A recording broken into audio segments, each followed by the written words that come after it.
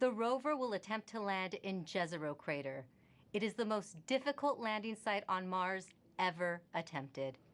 Thank you for joining us. I'm your host, Raquel Villanueva. In the past, mission team members gathered in our mission control for landings, but this time around we have COVID safety measures in place.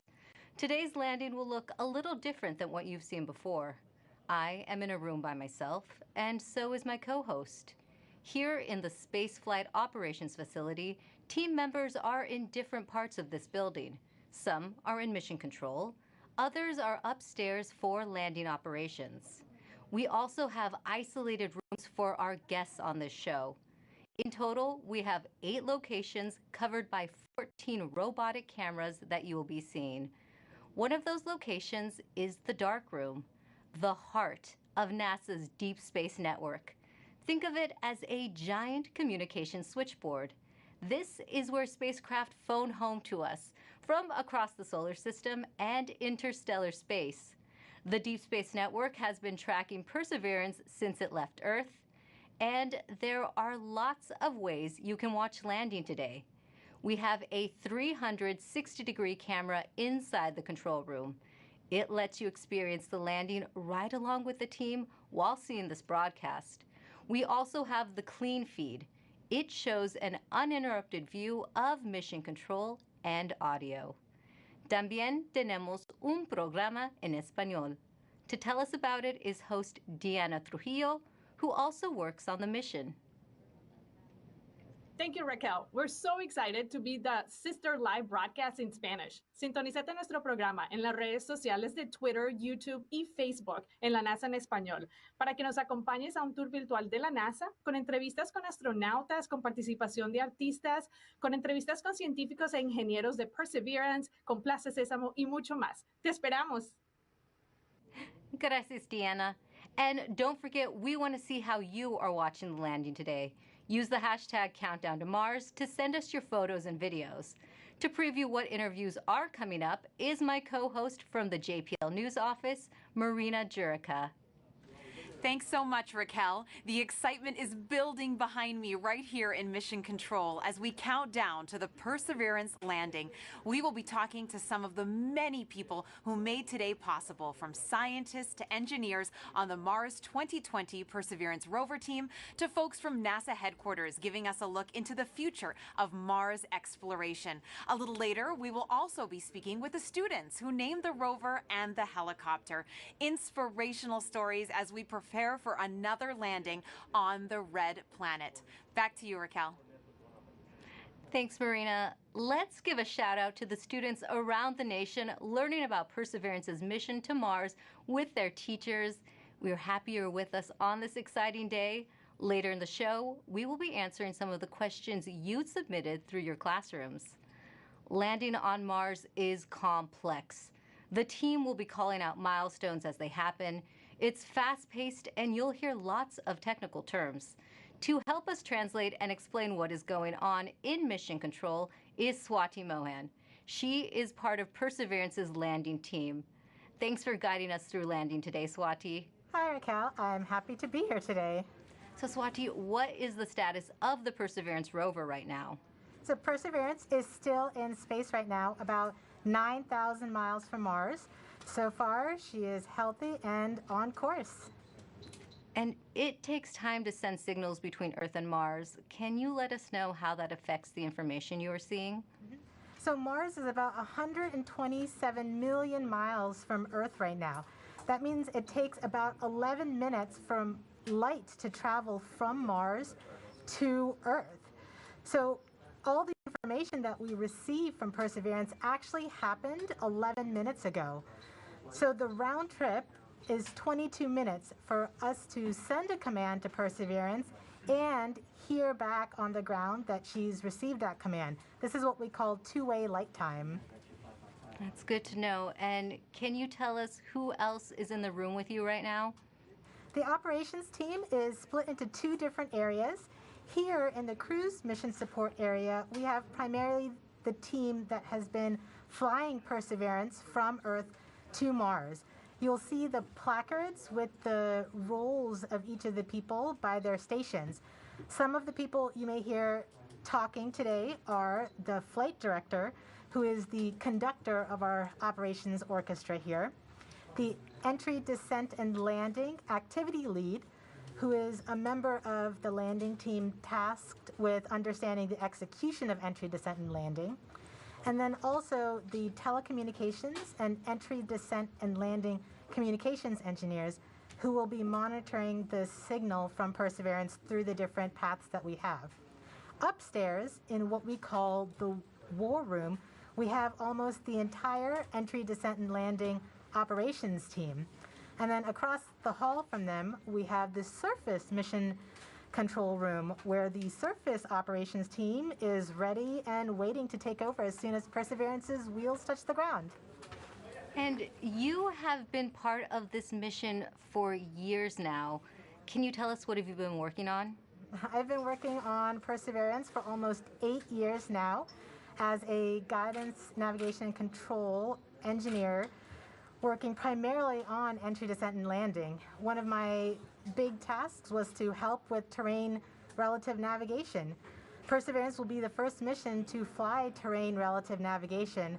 So while she's descending on the parachute, she'll actually be looking at the ground with a camera, seeing where she is with respect to the Martian surface, and choosing a safe spot to land that she can get to. After so many years of working on the mission, it's an honor to be here today as the mission commentator. We're happy to have you here. Thanks, Swati. We'll be checking back in with you in just a few minutes as Perseverance approaches its next milestone. Sounds good. But for now, let's learn more about the rover's mission once it lands on Mars.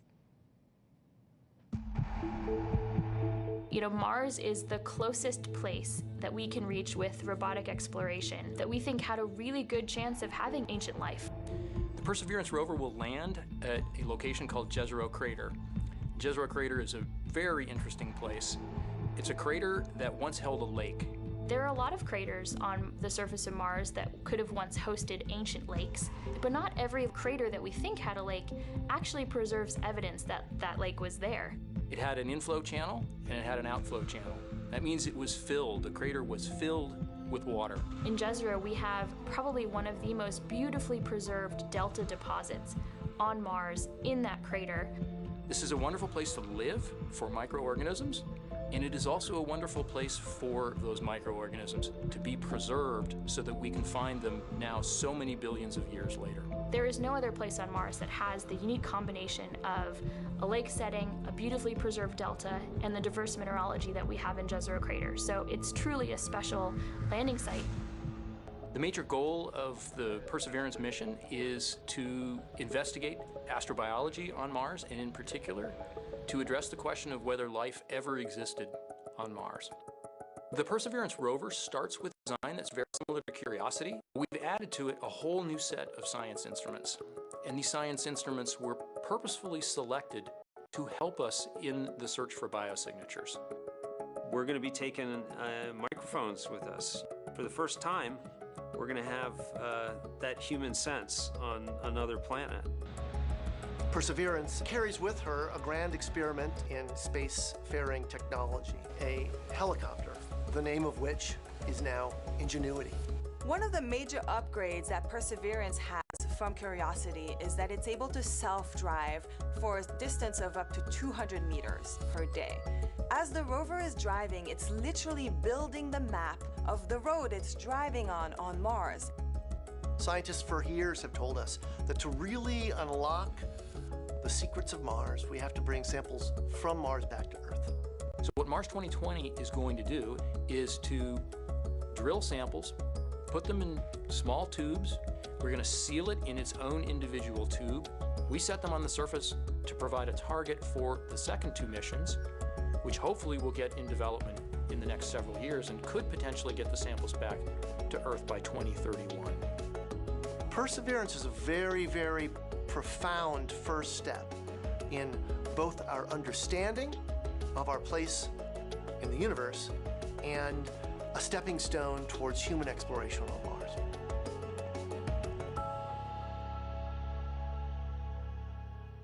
You are watching live Mars landing commentary, and Perseverance is about to reach another important milestone. Swati, can you tell us what is happening? We are at a milestone where the operations team determines whether they're ready to turn off the transmitter to Perseverance.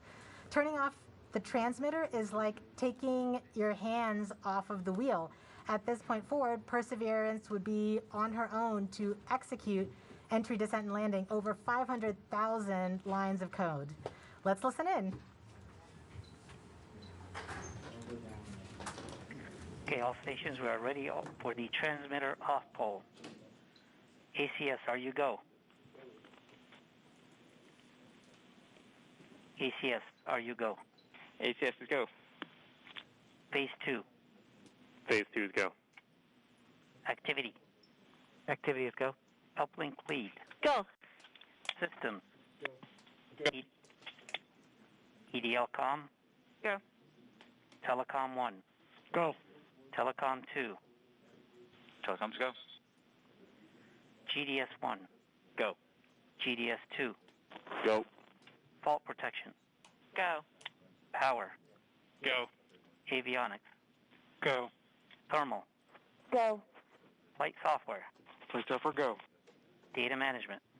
Go. Propulsion. Go. Art lead. Go. Team chief. Go. ACE. Go. Launch cruise phase lead. Go. Deputy mission. Go. EDL phase lead. Go. Mission assurance. Mission assurance is go. Chief engineer. Chief is go. Project manager. Projects go. Mission manager. All stations are go for transmitter off. Copy flight, go for transmitter off. There you have it, Raquel. We have deemed Perseverance ready to execute entry, descent, and landing on her own. Thank you, Swati. As we just heard, Perseverance is now operating on its own as it cruises closer to Mars. To help explain what this mission means for the agency is NASA's Associate Administrator, Thomas Zurbuchen. Thomas, this is our 5th rover sent to Mars since 1997. Can you tell us how Perseverance is going to kickstart a new era? Wow, this is such an important date today, and it really is the beginning of a new era in a sense that we're going from exploration, kind of with experiments on rovers, looking around, doing analysis, to the sample return phase, in which we're not only looking around, looking at the geology, but really turning our rover into a robotic geologist and astrobiologist, collecting samples that we will bring back to Earth. And for us, of course, those are where the best laboratories are of all of humanity. Some of them still remain to be explored by some that are not yet in the science community yet. And that's what we're looking forward to. It's that new phase. The other element that I want to talk about is the amazing technologies that are there. And of course, one of my favorites is the Ingenuity helicopter, this in search of this extraterrestrial Wright brothers moment, you know, controlled flight for the first time elsewhere, Raquel. Great. And we have a student question on video for you from Macy. Hi, my name is Macy Ragsdale. My question is anything alive on Mars? Thank you. Well, Macy, I'm so glad for your question. It's a question I ask myself. Is anything alive there? And frankly, at the surface where we're going right now with Perseverance, we do not believe there's anything alive right there because of the radiation that's there. It's chilling, cold, and there's really no water there. But guess what? We think that 3 billion years ago, this looked like a stream that you may see on Earth. And frankly, a lot more similar than Earth, with water with a magnetic field, just like the Earth with an atmosphere. And the question is, at that time, 3 billion years ago, were there single-cell organisms, just of the type that developed on Earth? So is there life on Mars overall? We don't know, but where we're going right now, we're really looking for ancient life, and that's what we're so excited about. Thank you for your time today, Thomas. And thanks to everyone who has been using the hashtag Countdown to Mars. Here are some of the photos that you've sent in so far. Let's take a look. Now, please keep sharing with us how you are watching this moment today. For now, let's go back to Swati for an important update to what's going on in mission control as we get closer to another milestone. Hi, Raquel. This next milestone is a communications pole.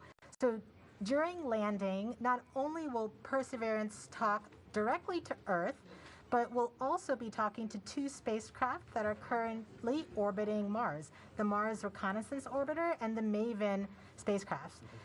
This poll is to confirm with the Mars Reconnaissance Orbiter spacecraft and the MAVEN spacecraft teams that they are ready and on track to support the relay from Perseverance. Let's listen in.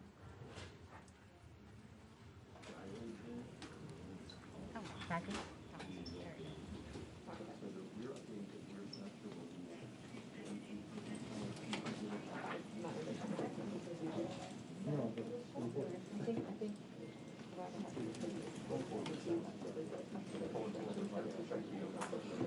EDL comm flight. Go flight. Have you performed the comm check and readiness of the orbiters? We have performed the voice check and the readiness poll and can confirm that MRO, MAVEN, EDA, Radio Science 1 and 2, UHF, DTE, DSN, and EDL GDS are all ready to support. Copy, EDL comm.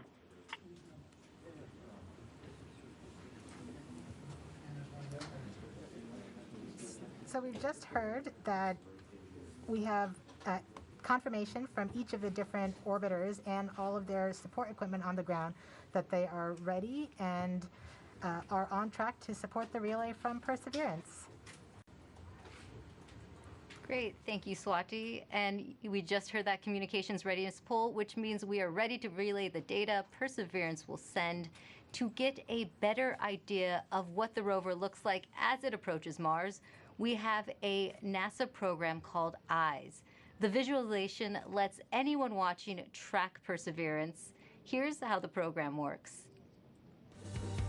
Follow Perseverance on its journey to the surface of the red planet with eyes on the solar system. From your desktop or mobile device, go to eyes.nasa.gov. Click on the banner, and now you're with Perseverance in real time through every step of EDL, entry, descent, and landing. This interactive experience lets you ride along from whatever perspective you choose. Click and drag, scroll in, scroll out. Check out the descriptions and explanations to increase your EDL expertise. Experience every entry, descent, and landing event precisely designed and executed to land Perseverance safely on Mars. The EYES experience is based on predictive data, but during this broadcast you'll see a different visualization called Ranger, and it's based on the real communication the team in Mission Control receives from Perseverance in near real time. This is the visualization the team will follow as data fills their screens while monitoring the health of Perseverance on its nerve-wracking course to another successful Mars landing. Enjoy the ride.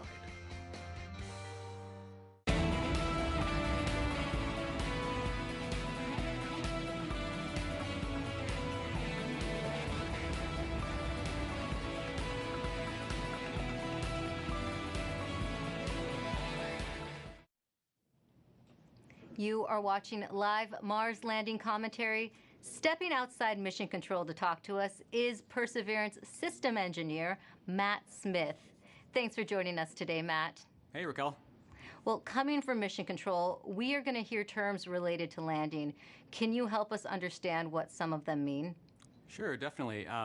One thing you'll hear a lot about is telemetry. So telemetry is just our way of talking about data that's coming from the spacecraft and telling us important things like temperatures on the vehicle, pressure, how much fuel we have left, and other things that we need to understand for the health and safety of the vehicle. You'll also hear the word nominal, hopefully. Nominal means everything is expected, everything is okay, we're good to go. You'll hear also a lot about velocity and deceleration. So velocity is just our speed combined with the direction we're going, and deceleration is our slowing velocity. So we're coming in at over 12,000 miles per hour, and we're going to slow down to a nice, comfortable 2 miles per hour at landing, and that's our deceleration. Speaking of landing, you may hear a couple important terms at landing itself. One is RIMU stable. So the RIMU is a device on the rover that measures the rover's orientation and whether it's moving.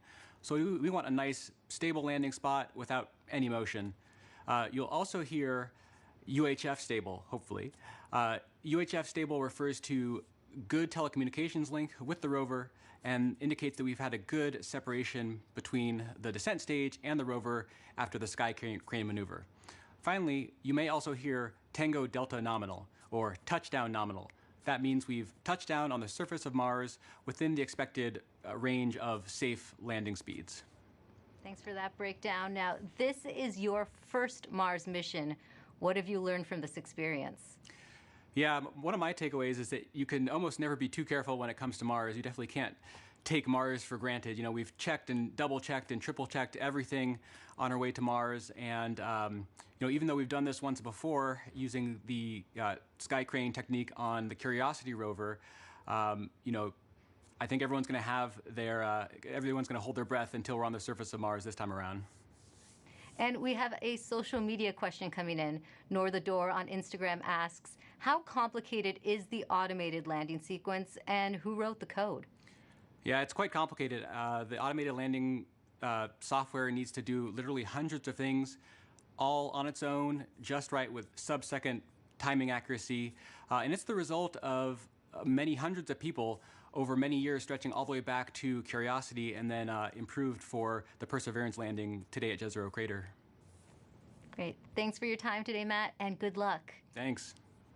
Now, landing on Mars is hard. Landing on Mars during a pandemic is even harder. The team behind the Perseverance rover faced one of its biggest challenges when the coronavirus pandemic struck. Here's how they kept the mission going.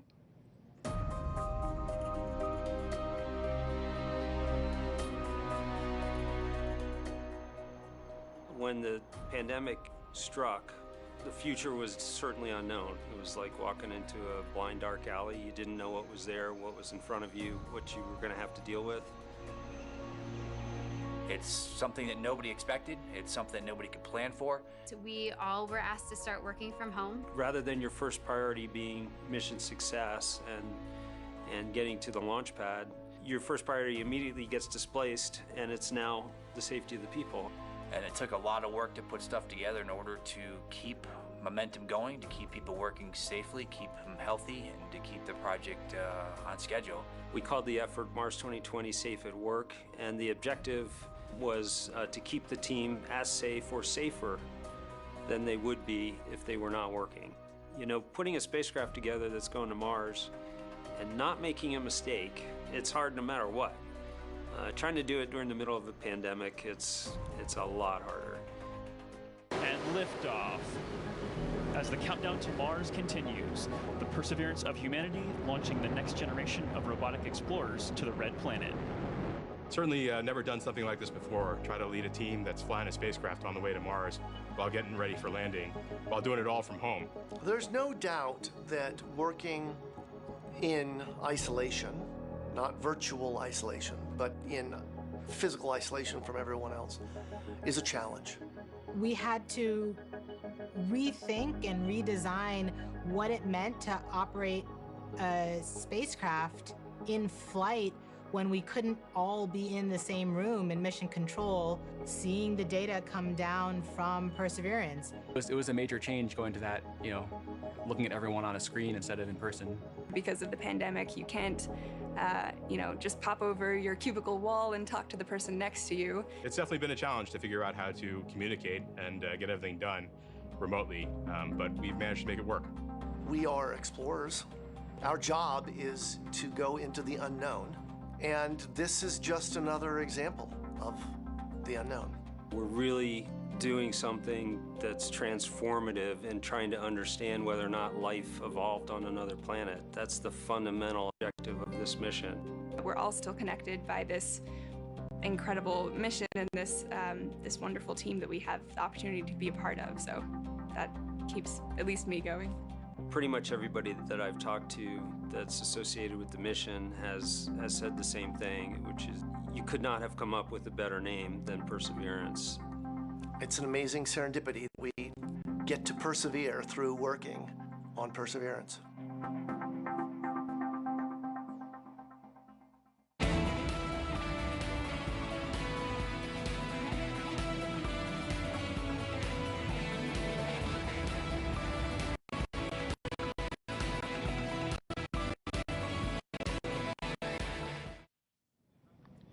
Joining us now is Perseverance Deputy Project Manager Matt Wallace. Matt, just how ambitious is this mission, and how does this team stay on track with unexpected challenges like the pandemic?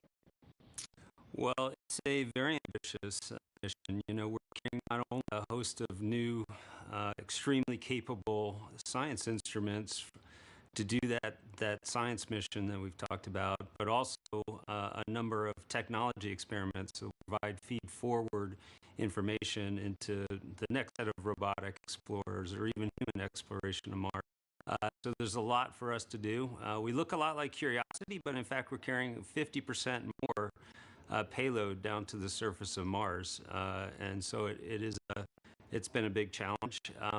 You know, and it was particularly challenging when the pandemic struck.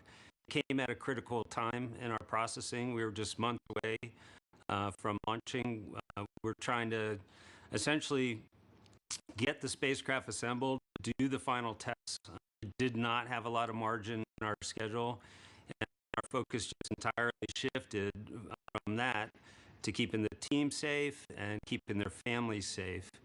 And we had to do that quickly. We had to make the adjustment quickly. I think, you know, we got through it with a lot of help. A lot of people stepped up to make it happen. The team was tenacious, and we managed to get it launched and fly it to Mars. You know, thanks to a lot of help.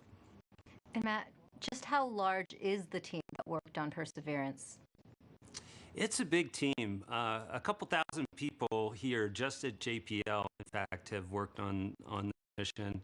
And then almost every other NASA center has contributed in some significant and critical way as well. We have over 1,000 industry partners that have provided hardware into this mission from 44 different states, 60 different cities, and of course we have international contributions from Europe and many other international providers as well. So it's a big team. It's taken a lot of people to get us to where we're at. That is a big team. This is the most difficult landing site ever attempted. Now, why do you think Perseverance is ready to land in Jezreel crater now?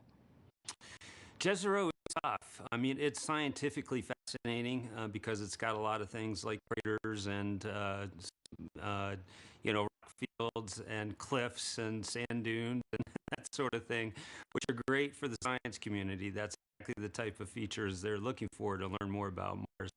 But they're all landing hazards for us. And so we've had to add new technology to relevant navigation, which is the ability essentially to divert away from hazards. But we have taken this system through the same types of paces that we have in previous missions. We've used the same techniques, the same best practices for engineering verification, and in many cases we've used the same people. This, in fact, is my fifth Mars rover mission, and I'm not alone. There's other people on the project in the same situation. So, you know, the team has given it everything they've gotten to put it all out there and to make this successful, and I think we're ready. Thanks, Matt, and good luck on your fifth mission. Thank you very much. Well, Jezreel crater is a location on Mars that has intrigued scientists for years. Let's head over to Marina to learn more about the science goals of the mission. That's right, Raquel. Here to explain why we want to go there is Deputy Project Scientist Katie Stack Morgan. Welcome, Katie. Thanks, Marina. Glad to be here. Now, Perseverance is landing on Mars at the Jezreel crater. Why is it that you and the team chose this particular area? Yeah, so scientists believe the Jezreel crater is one of the best places on Mars and possibly the entire solar system to look for signs of ancient life.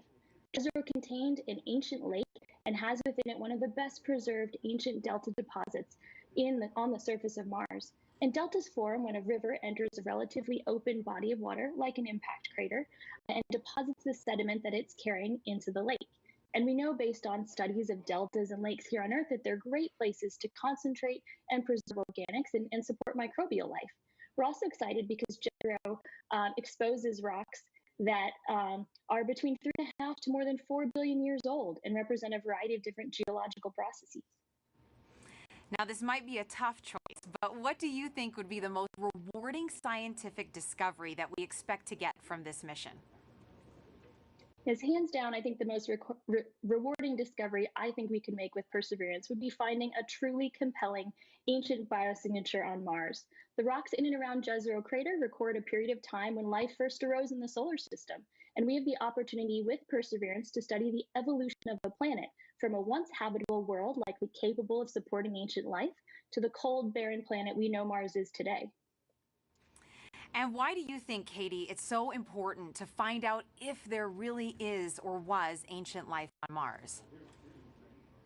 Well, the question of whether there's life beyond Earth is one of the most fundamental and essential questions we can ask. And our ability to ask this question and develop the scientific investigations and technology to answer it is one of the things that make us as a species so unique. And based on everything we know about Mars in the past, it absolutely should have been capable of supporting ancient life. So we can find out an answer to the question, where there were habitable environments, was there life? And studying the possible emergence of life on ancient Mars can also help us better understand the conditions that led to life on our own planet. That's so fascinating, Katie. Now we're going to take a question from a student, Vara. Hi, I'm Vara, and my question is, why was Mars able to sustain lakes and rivers ages ago, but cannot now? Isn't it cold enough to make water, and isn't it always? Thank you. Yeah, that is such a great question.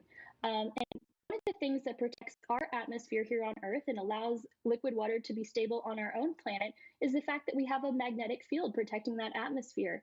We think that Mars lost its magnetic field way back billions of years ago and left the atmosphere exposed to things like solar wind and cosmic rays that basically blew that atmosphere away. And once that happened, liquid water wasn't stable on the surface of Mars anymore. It was too cold and the pressure was too low. And so now Mars is not capable of supporting liquid water and likely not capable of supporting life at its surface.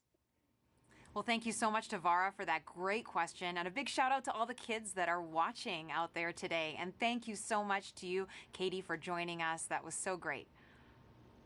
Thank you. Now sending it back over to you, Raquel. Thanks, Marina. Earlier, we were able to catch up with the communication systems engineer, Chloe Sakier. She helps us break down the system used to track Perseverance during landing. The communications infrastructure supporting Perseverance's landing is quite complex. We've rallied a truly global network of relay and communications assets to help us capture and record those precious minutes of entry, descent, and landing, or EDL. We receive a stream of engineering telemetry via these communication assets that helps us see and understand exactly what's happening. Perseverance sends direct-to-Earth X-band tones, each of which provides us with indications of critical entry, descent, and landing events. During entry, descent, and landing, we have 2 Mars orbiters listening for the ultra-high frequency, or UHF, signals from Perseverance. These orbiters relay these signals to deep space network stations on Earth, Madrid in Spain, and Goldstone in California. The Mars Reconnaissance Orbiter, or MRO, has reconfigured its software to perform a type of relay called bent pipe. This will provide us with near real-time telemetry during entry, descent, and landing. We have coverage from the Mars Reconnaissance Orbiter from just before entry to a few minutes after landing.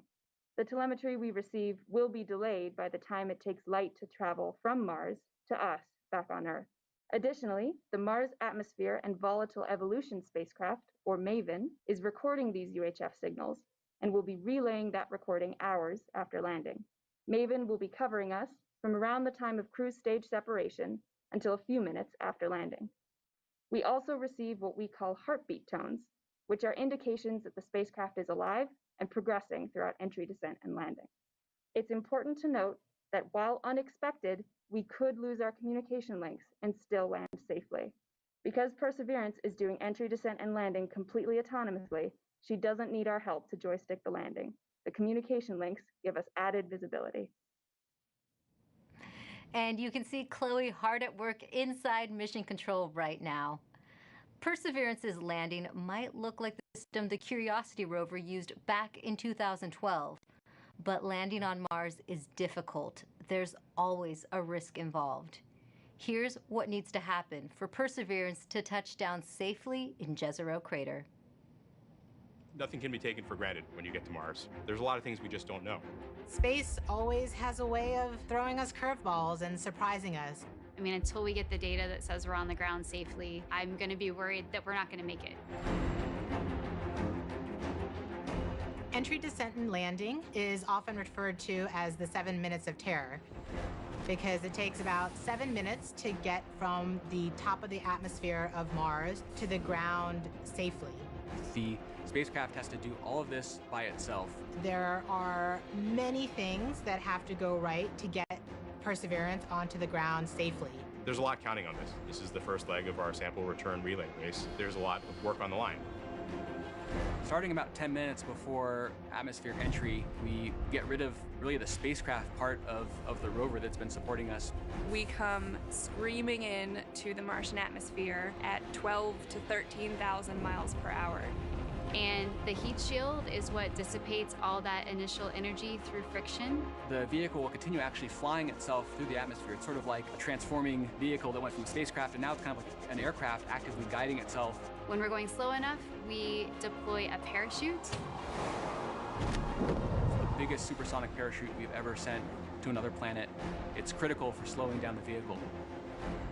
Perseverance's entry, descent, and landing borrows heavily from that of Curiosity. But fundamentally, Perseverance is a different rover. She's bigger, she has different instruments. We've added a lot of smarts on the inside to make it more capable so that it can deal with the landing site that we've given. The science team identified Jezreel Crater as basically an ancient lake bed and one of the most promising places to look for evidence of ancient microbial life and to collect samples for future return to Earth. The problem is it's a much more hazardous place to land. When you look at Jezreel, all you see is danger. How do we go to a site that we never thought was safe enough to go to before? So the heat shield, which has protected us all the way through entry, is no longer necessary. We need to get that off so that we can actually see the ground. And we can see the ground in a couple different ways. Perseverance will be the first mission to use terrain relative navigation. So while it's descending on the parachute, it will actually be taking images of the surface of Mars and determining where to go based on what it sees. This is finally like landing with your eyes open. Having this new technology really allows Perseverance to land in much more challenging terrain than Curiosity or any previous Mars mission could. Amongst the rocks and the craters and the cliffs, these things are hazardous to the rover, but these are the things that are interesting to the scientists. Once Perseverance has figured out where she is, we jettison the back shell and parachute and light up our rockets. Those rockets help us steer to a safe landing spot that's nearby. That descent stage takes us all the way down to about 20 meters off the ground. That's when we start the sky countdown. Once the rover has hit the ground, the descent stage will cut loose from the rover and fly away to a safe distance. Surviving that 7 minutes is really just the beginning for Perseverance. Its job, right, being the first leg of sample return, to go look for those signs of past life on Mars. All that can't start until we get Perseverance safely to the ground. And then that's when the real mission begins.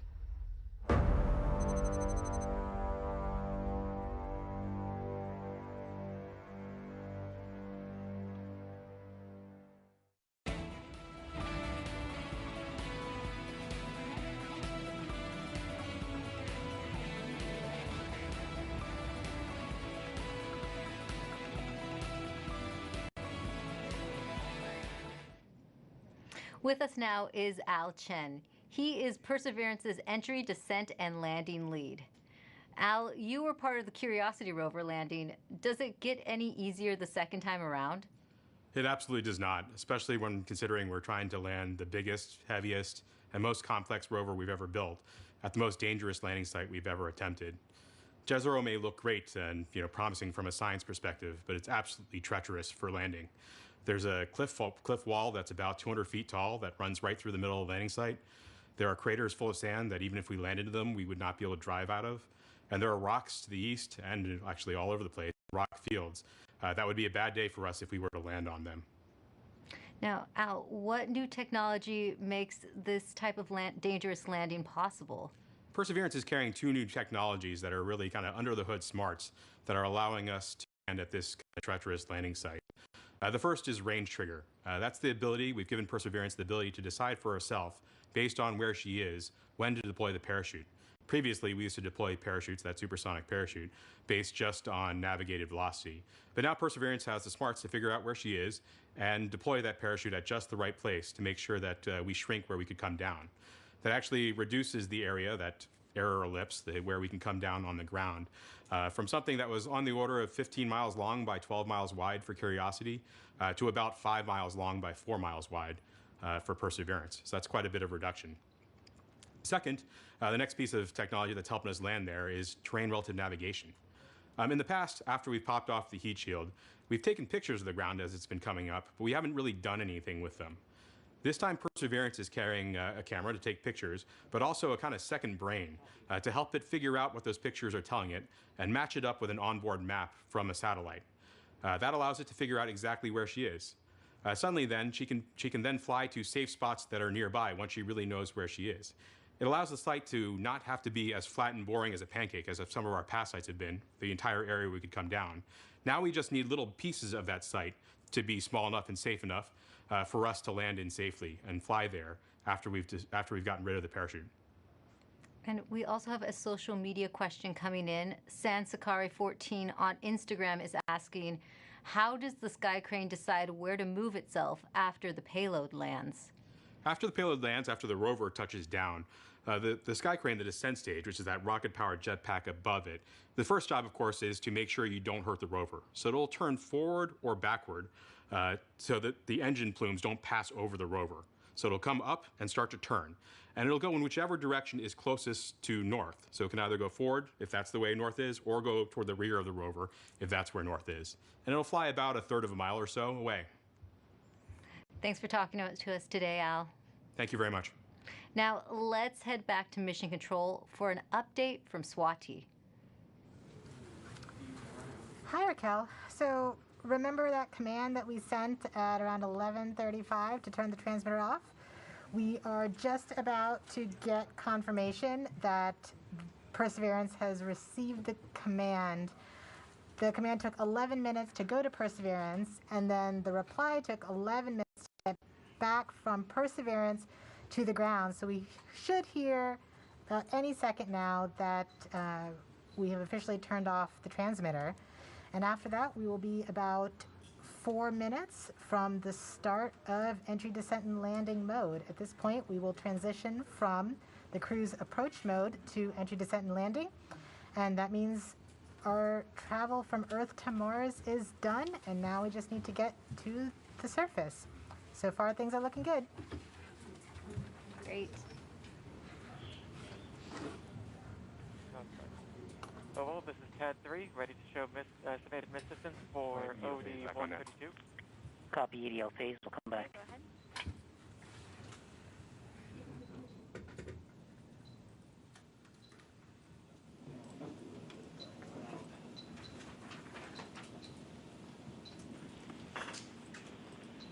Flight Ace. Go Ace. Our tracking stations have all confirmed the results of the transmitter drive off and in lock one way. Copy, Ace. GDS flight. Flight GDS. At this time, I'd like to disable the alarms before EDL main. So please disable all the alarm files and start a new downlink session. Copy that, EGP. Copy that, proceeding now. Confirmation that we are now officially one way and the transmitter is off.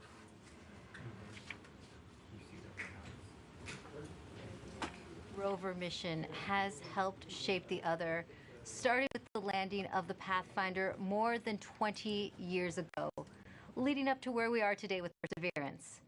Perseverance Deputy Project Manager Jennifer Trosper has worked on every Mars rover mission, and she joins us now. Jennifer, how does Perseverance fit into the history of exploring Mars? Thanks, Raquel. It's great to be here. Well, Perseverance is NASA's 5th rover on Mars, and I've had the privilege of working on every one of them. And the very first rover was the Sojourner rover we sent in 1997, and it was the size of a microwave oven. And even at that small size, Sojourner was able to transform the way that we explore Mars, from stationary landers to small roving robots that go from place to place, just like a geologist would on Earth. So once we had that roving capability, then we sent our twin rovers Spirit and Opportunity.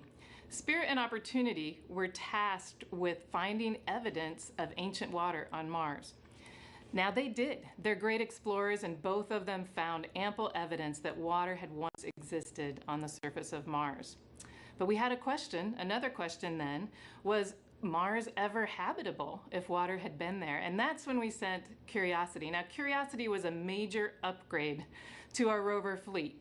She's the size of a small car. She landed with the Sky Crane system instead of airbags. And she also carries along her own sample analytics lab, and she's still operating today. And during her exploration, she has found evidence of a habitable environment in an ancient lake bed on Mars. So now we're sending Perseverance. Perseverance is tasked with answering the question and looking for evidence of ancient microbial life on Mars. And in order to do this, she has to be the smartest and most capable rover we've ever sent. Speaking of Perseverance, can you tell us more about how Perseverance is smarter than its predecessors? Yes, we've made a lot of upgrades to help her along with the surface mission. One of them is for her autonomous traverse capability. When I say autonomous traverse, I mean we tell her where we want her to end up, and she has to figure out the safe and best way to get there. In order to do that, she uses her cameras, algorithms, a computer. So we've given her another computer, we've upgraded the cameras, and we've upgraded the algorithms. Now she drives 3 times as fast as Curiosity could drive in this autonomous traverse mode. In fact, her average daily distance for driving, about 200 meters, is close to the maximum distance any rover has ever driven in a day on Mars. So she's fast. Another thing that we've done, which is the most significant upgrade that we've made, is the sample caching system itself. Curiosity has a robotic arm, like Perseverance has a robotic arm, but on the end of Perseverance's robotic arm is a coring drill that will go and take rock cores, transfer them into sample tubes and into the rover, where another robotic arm will take those tubes, will seal them and store them, and eventually drop them on the surface of Mars for future return to Earth. Great, and we also have a social media question about Perseverance. Erica AS on Instagram wants to know what the wheels of the rover are made out of. Great question. Well, you may think we make them out of some material you've never heard of. It turns out they're made of aluminum. Now, Perseverance's wheels are a little thicker than Curiosity's, but they're actually both made out of aluminum. And one more question for you. Can you tell us more about the importance of where you are right now in the building? Yes, I am above, on the 2nd floor, above the cruise mission support area that you've been watching. And this is the surface mission support area. So as soon as Perseverance lands, all commands, this room will take over. It will become headquarters for operating Perseverance on Mars. Thanks for taking the time to talk to us today, Jennifer. Thank you. Now, we now know Perseverance's place in history. Let's take an up-close look at the rover with Mars 2020 System Testbed Engineer Elio Morillo. Thank you, Raquel. I'm standing in front of the Mars 2020 Perseverance scaled model. As you can tell, this vehicle is about the size of a Mini Cooper. These wheels are obviously black here and they look like rubber, but they're actually fully made of metal. These wheels are designed to allow us to climb over obstacles and of course climb over hills and minimize the amount of slipping once we're traversing on the surface of Mars. Here in the front of the rover, we have the sample caching system. And of course, at the very front end of this is the robotic arm, which this entire system is arguably the most complex robotic system we've ever sent outside of Earth. Here at the tip of the arm, we have a turret which contains a suite of instruments along with some drills and coring capabilities that will allow us to do contact science once we get to the surface of Mars. Not only that, this robotic system is equipped to collect samples about the size of a piece of chalk that then eventually will be stored inside of the vehicle and dropped off in a later location so that an eventual mission can go and return these samples to Earth, something we've never done in the past. Here in the front, we have the remote sensing mast. Something of note is that this mechanism is going to be stowed upon the touchdown on the surface of Mars. And one of the first critical activities we do is deploy this mechanism. This mechanism includes several cameras that are going to give us some of the most breathtaking images we've ever taken on Mars. Along with that, we have some lasers as well as a spectrometer. They're going to allow us to do some remote science. Here you see some of these extrusions that are part of the larger weather suite of instruments that will allow us to characterize the local climate around Perseverance. So that's a quick tour of the rover, but I gotta get back to work. So back to you.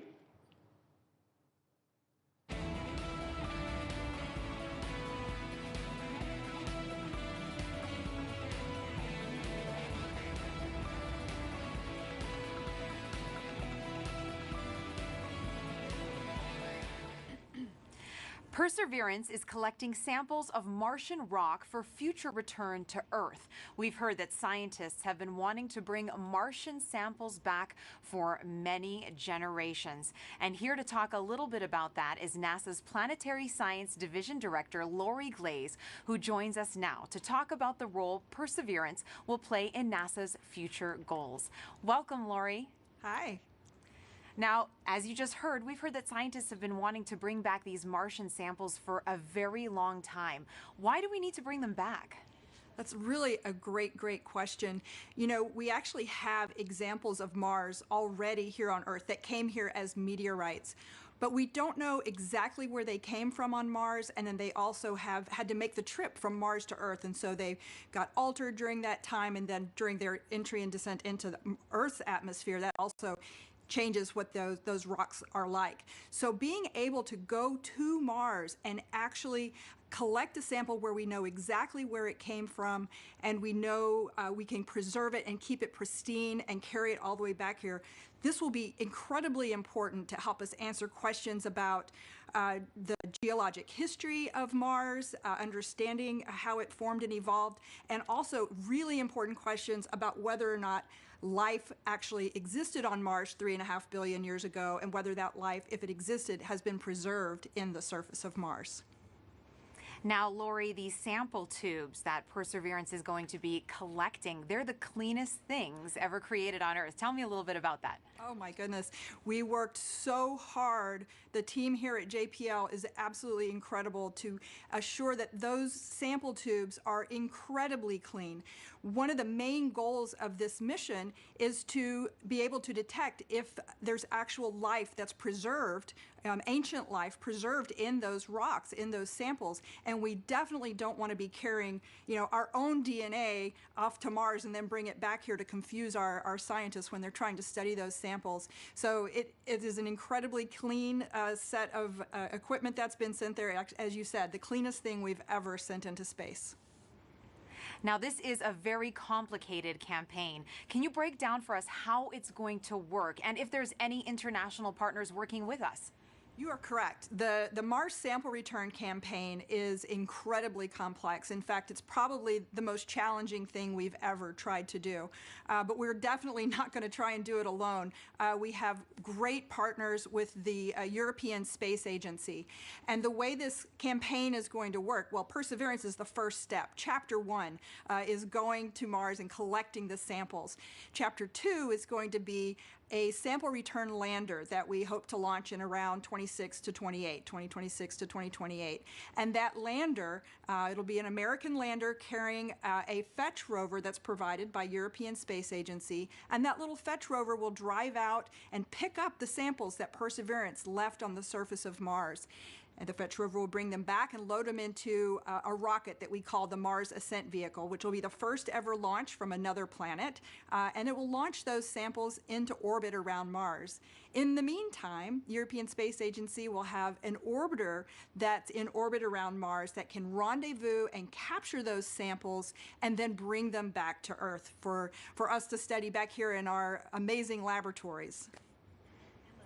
A lot of firsts, it sounds like, Lori. And another first, how is Perseverance and the Mars Sample Return mission going to help the future exploration, human exploration of Mars? I'm so glad you asked that. I think we're going to get a lot of great information from Mars Sample Return with, again, being able to land the heaviest payload we've ever landed on Mars will be that Sample Return lander. That's critical to us learning how to land humans on Mars. And then we are definitely going to want to be able to launch the humans back off of Mars. So that Mars Ascent Vehicle is going to be critical, that first step of the first launch from another planet. So exciting, Lori. And speaking about the Mars generation, we're now going to take a student question for you from Livia. Hi, my name is Livia, and my question is, what made you want to study Mars, and why are you working so hard and willing to wait so long for a sample? Thank you. Oh, Olivia, that is such a great question. And I enjoy Mars just because it can tell us so much about how our solar system formed and evolved. All of the planets can tell us different parts of that story, and Mars is a really key piece of that. And one of the main reasons we're willing to wait so long to get the sample back is that we've got great new scientists that are all about your age, and in about 10 or 15 or 20 years, you'll be the generation that's going to actually get to work with these samples. When they come back, you'll be the scientists and engineers that will be the next generation to change how we think about Mars and how we think about life in the solar system. That was a great question, Lori. Reach for the stars, future little scientists and engineers. Thank you so much for joining us here today, Lori. It's my pleasure. Thanks. Back to you, Raquel, for another mission update. Thanks, Marina. The cruise team for Perseverance controls the rover on its way to Mars. And moments ago, they handed it over to the landing team, and it looks like team leaders in mission control are about to talk to both teams. So let's listen in. The CBM change, as I mentioned previously, is to the EDL reserve two-way non-coherent route. Activity. Copy flight. EDL phase, go ahead. I'd like to see pep talk, I guess, to the team. All right. I'm terrible at pep talks. I think my reputation precedes me there. And look, I know this hasn't been easy, right? I'm not even sure we've even been all in the same room at the same time. I mean, I'm staring at folks across the internet as well. Even now, right? Only. Yeah. Voice check. Okay. I do want to just extend my heartfelt appreciation from the EDL team to the launch cruise team. You've done everything we've asked for, right? I mean, you've battled anomalies, you've dealt with Cephis, you've done everything. You delivered a healthy spacecraft to the place that we want to go, and she's right on target, right? We did the last maneuver literally 2 months ago, right? This is pretty incredible, in my opinion. And she's armed with the right information to help us land. Doing the parameter update last night, we're ready to roll. You've done everything right. And you've put up with us too, right? You've put up with our eccentricities and the things we like to do in EDL land. So I very much appreciate that. So you all should sleep in on Friday, since you guys have earned it. Thanks for literally and figuratively putting us in the right position to succeed. And let's land on Mars together. Copy EDL phase. And as flight director, I also would like to thank the whole team, cruise ops, EDL ops, EDL team, and the surface ops as well. It's been an amazing journey. I think we all know that. And it's been my honor and pleasure to work with you all side by side. And your tireless efforts and endurance in the face of our challenges has been truly, truly inspiring. So kudos to you. Mission, would you like to say something? Yeah, just echoing the same words that Al and Magdi have mentioned. You guys have overcome great obstacles in the last 6.5 months, and it started with an earthquake in this room on launch day at L-20 minutes. So I can't be more proud than all of the achievements that you guys have pulled off in the last 6.5 months. Whatever happens in the next hour and a half, you can be proud of the achievements that you've accomplished so far. I look forward to seeing you on the other side, and I only wish that the rest of our team could be sharing this moment with us. This is a very unusual event. This room is only half as full as it would be if we weren't in this pandemic. So missing everybody on the team who's not with us here today. And go EDL. Welcome to the EDL family.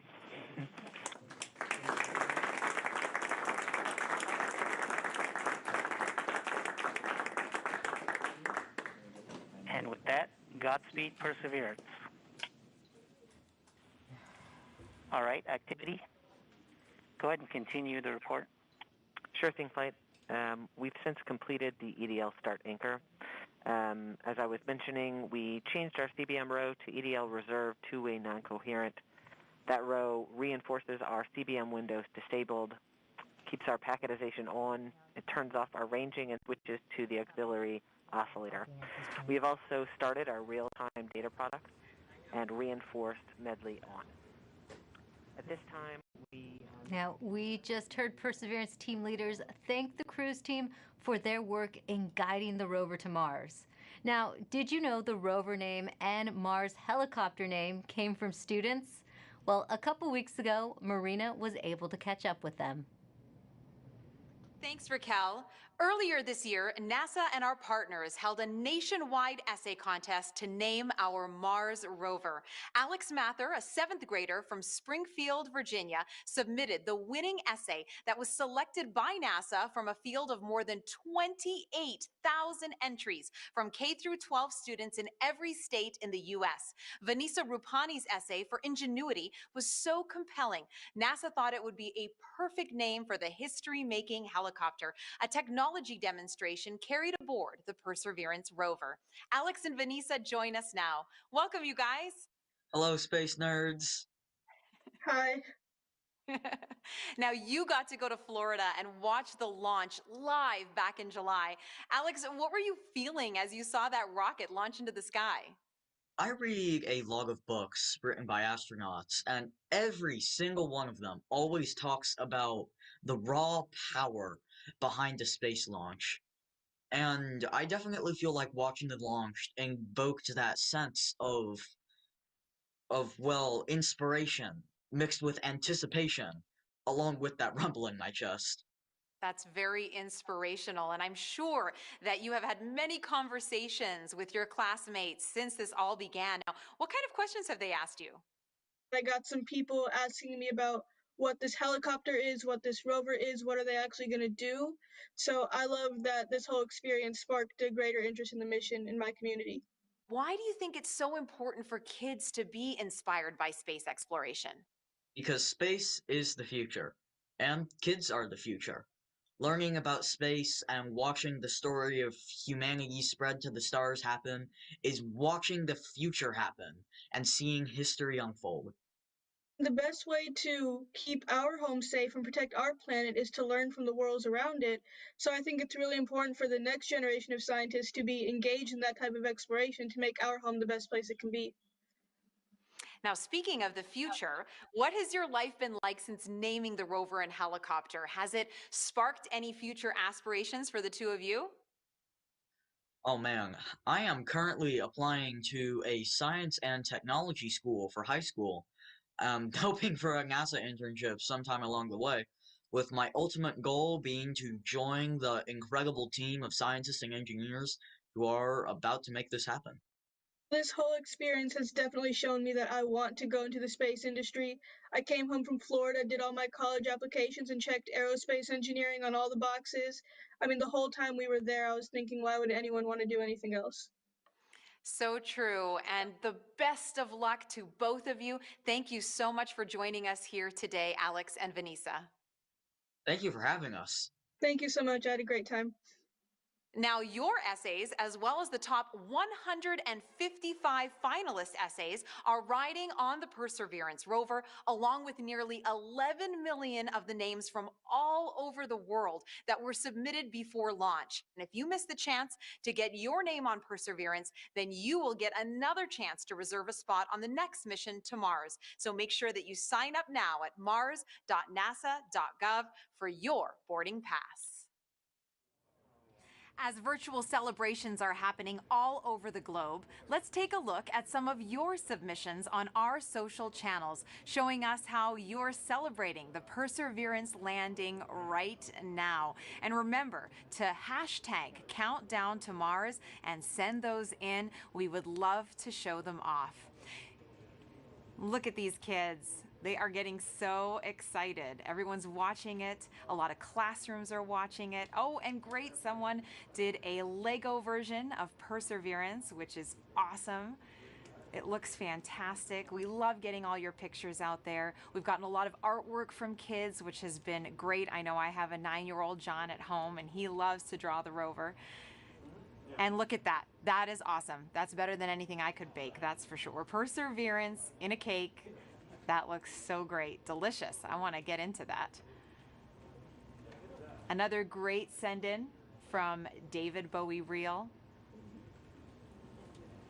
Thank you so much for your submissions. Remember, hashtag countdown to Mars. We love to see how you're celebrating.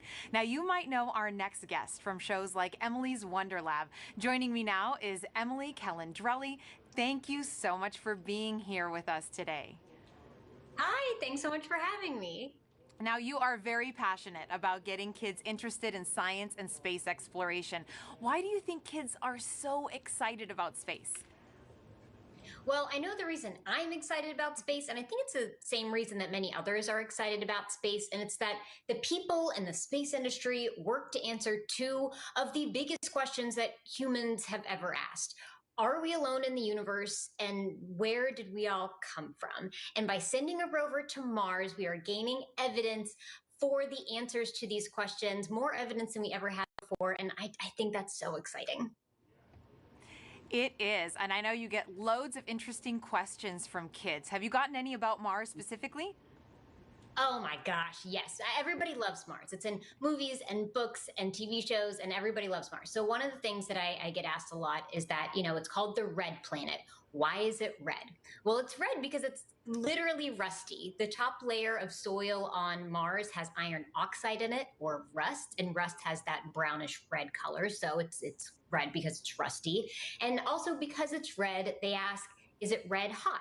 Is it really hot on Mars? And well, no, actually, it's colder than the Earth. It's farther away from the sun. So as you would imagine, it's a little bit colder than the Earth. It also has a really thin atmosphere. So the heat that it does have, it has a hard time keeping in. And so it's a little bit colder. But then I also get asked, what would I weigh on Mars? That's a really fun question. So on Mars, it's a little bit smaller than the Earth, so the gravity there is weaker. It's about 3/8 the gravity that we have here on Earth. So if you weighed 100 pounds here on Earth, you'd weigh 38 pounds on Mars, or 100 kilograms here on Earth, 38 kilograms on Mars. Those are all super fun. I think even some adults want to know the answers to those questions, Emily. Now, why do you think it's so important to educate kids about science and give them that great foundation? Well, science is the language of nature, and learning about science and learning how to think like a scientist means you are learning how to systematically seek out truth in the world. You are learning the scientific method, you're learning how to be a critical thinker, and honestly, those skills are great for whatever you end up wanting to do in life. True. If you want to be a scientist or an opera singer, that holds true. And what are you most excited about today? I mean, humans are launching a robot to Mars. That doesn't happen every day. I think in all of the hecticness that is going on today and all of the nerves, I just hope everyone can take a moment to sit back and remember that we live in a time when humans have the ability to send a robot to another planet. And that's so cool to me. It is very cool, Emily. Take a deep breath. Thanks for joining us here. Thanks for having me. Sending it back to you now, Raquel. Thanks, Marina. We are offering lots of ways to ride along with us to Mars. Now put yourself right into the action now with our Perseverance photo booth. You can pose next to the rover, place yourself in our mission control and even see what you might look like taking a selfie on the red planet. There, you'll also have a chance to sign up to send your name to Mars on NASA's next flight to the red planet. It's all available at go.nasa.gov/Mars 2020 Toolkit. And joining us now is JPL Chief Engineer and Landing Veteran Rob Manning. He will be breaking down key moments coming up, and very few people know more about landing on Mars than Rob, going back to the Pathfinder mission in 1997. Thanks for joining us today, Rob. Thank you very much, Rick, for having me here. And what a wonderful experience. What a wonderful day for a beautiful day in California. We're just also excited here, anxious, worried, but very hopeful. Rob, I have a question for you. There is a landing tradition at JPL that involves eating peanuts for good luck. Can you tell us how did that start? Yes, it started in the mid-1960s. What happened was we had a series of missions that had failures. The Ranger program in the early 1960s, one after another, failed. And what happened was one day, a fellow by the name of Dick Wallace on Ranger number 7, on the 7th attempt, decided to bring peanuts to the ops area just before the launch, and guess what? That mission worked. Now, we're not supposed to be too superstitious. We're engineers and scientists after all, but we love tradition. And ever since then, before launch and before critical events like entry, descent, landing, we have brought out peanuts and shared them with the team. And it's been really a wonderful little experience. And so this is something we're doing right now. And it's something that we just can't help ourselves. It's just part of the experience. Well, speaking of the experience, how did the Perseverance team keep the tradition alive this year? Well, this year we passed out little packets of peanuts to the team, and they can sneak one peanut in their mouth as part of to keep the tradition alive. But you know, this is part of the COVID experience, but we can't leave this one undone. So this is what we're doing, and this is going to help us land safely. All right, thanks, Rob. I have some questions for you a little later on, but we're heading back to Swati Mohan, who is part of the landing team. She'll be calling out key milestone and events as they happen from Mission Control, so let's listen in right now. So right now we're still about 20 minutes from entry, and the EL phase is giving a last-minute confirmation of what will be happening in the upcoming changes to the vehicle, just to remind the team. This will allow us to steer our trajectory as we make our way through the atmosphere.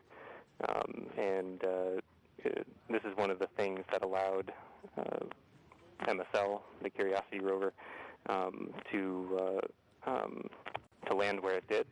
And we're depending on the same type of entry guidance this time around to help get us very close to our target.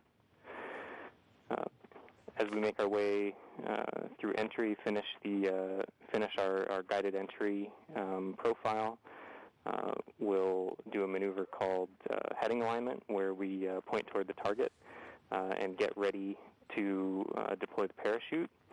But before we deploy the parachute, we need to get rid of a set of balanced masses that have been giving us a center of gravity, or CG offset, throughout the guided entry phase. So these are called the entry balance masses. We also call this maneuver SUFR, S-U-F-R, or straighten up and fly right. So we'll go ahead and eject those masses when we get a trigger from the GNC system telling us that we're at the appropriate range to the target to do so. As soon as we deploy those, we will no longer have a CG offset, and we'll be ready to deploy the parachute 17 seconds later.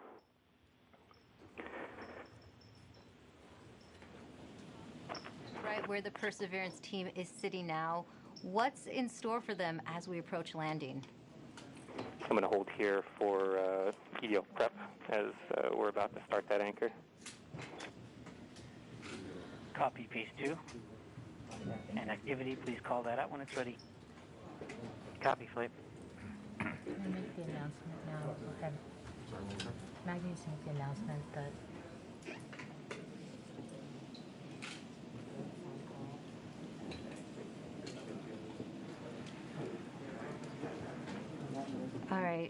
Now, Rob, you've been right where the Perseverance team is sitting now. What's in store for them as we approach landing? Well, this is the this is the nail-biting time. Fortunately, we still have ones and zeros coming, but very soon, as we approach cruise stage separation, the transmitter on this rover we've been using all the way to get to Mars is going to be turned off.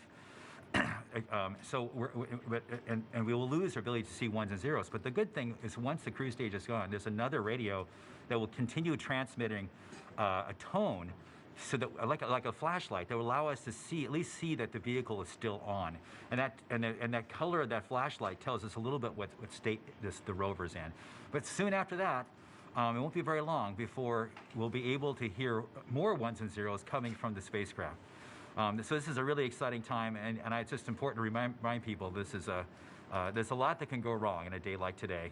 There are thousands of things that have to go right. Yeah, we had success in the past landing on Mars. You'd think it gets easier, but it really doesn't. Why is it still so difficult? Well, it's because it's involved thousands and thousands of things, hundreds of thousands of lines of code. There's 79 pyrotechnic devices. Each have to work perfectly. One critical wire short, or one key thing, mechanism that doesn't work or breaks, and it's mission over. And so it's, and it's very easy. We're human beings. We're not perfect. Mistakes can be made. We count on each other to find our own mistakes, and we work very hard to learn from the mistakes of the past. We've had many failures. Remind people, roughly around half of the missions to Mars over history have failed. And so that could happen today too. Even though we've had a nice, wonderful string of successes in the United States, it's still still a bit of a gamble that we have hoped that we have erred in the side of luck, and we've stacked the deck and loaded the dice to make this thing succeed. But if we do fail, and if something bad happens today, I can tell you, we're going to learn it. We'll have the data that tell us what happened. We'll know why. We'll figure it out. And if we are allowed, we will pick ourselves up and get us back on the horse. And if Congress and NASA allow, we will try again. As we always do, we will learn from our mistakes. And what are the possible scenarios we could be looking at today? Well, there's things like one of the key stressful elements for all of us is parachute inflation. But just even separating from the cruise stage is a pretty major event. Lots of devices have to work properly. Certainly, the heat shield separation, getting the descent engine started. There's no less than 16 rocket motors that have to work. 8 to control during entry, another 8 to control it during landing. I said it's a lot of stuff, and it all has to work. And guess what? We haven't done this before with this vehicle ever. This is its first attempt to actually land. We can't try this on Earth. We don't have test pilots to try it out on this planet before the big show. So this vehicle is doing it for the first time. We've done the best testing we could do in bits and pieces, but it's as best as we could do. But I think our team is up to it. This team is the best. It's a diverse, intelligent, amazing group of people. People from all over the world who worked on this, not just here in California, but all over NASA, contributors from aerospace, universities, countries around the world. It is just an incredible, remarkable engineering achievement, and I am just so proud of this team. Thanks, Rob. Now, let's listen back into Mission Control.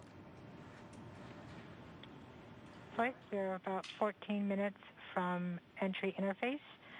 The vehicle is currently preparing the heat rejection system that has kept the thermal system cool inside the air shell for about the last 6 months. This will allow the spacecraft to more easily cut the line in upcoming cruise stage separation, which is under 4 minutes now.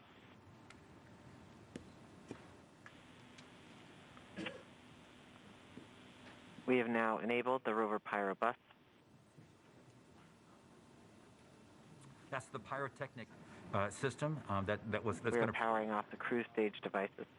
And these are the things in the cruise stage that we no longer need. With the pyrotechnic system working, we can explode the devices. The vehicle is preparing for the upcoming cruise stage separation in about 3 minutes 15 seconds by powering off all the devices on the cruise stage in order that they can be safe once the cruise stage is jettisoned. Yeah, this cruise stage has been very reliable. We are firing our first pyros to vent the HRS liquid and gas. This has been the coolant that's kept their vehicle from getting too hot on the way to Mars. We have to vent it into space. And so this is one of the first major events that take place as part of entry, descent, landing. The HRS vent anchor is complete. Yes. We will see the next anchor in approximately 3 minutes. Okay. We are currently 12.5 minutes from entry interface. We are coming upon cruise stage separation in 2 minutes and 20 seconds. What's happening now, Rob? Okay, well, we're just waiting. The rover is completely in charge. It's doing all the things we've taught it how to do. It's all built into the software. We've tested it over and over and over again.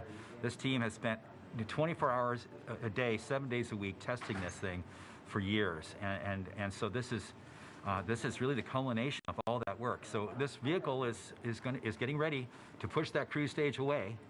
Once it gets pushed away, the entry system with the rover inside, with the rover still in charge, is going to get ready to take the vehicle, turn it to the right orientation, and aim it to Mars, and prepare for entering the atmosphere.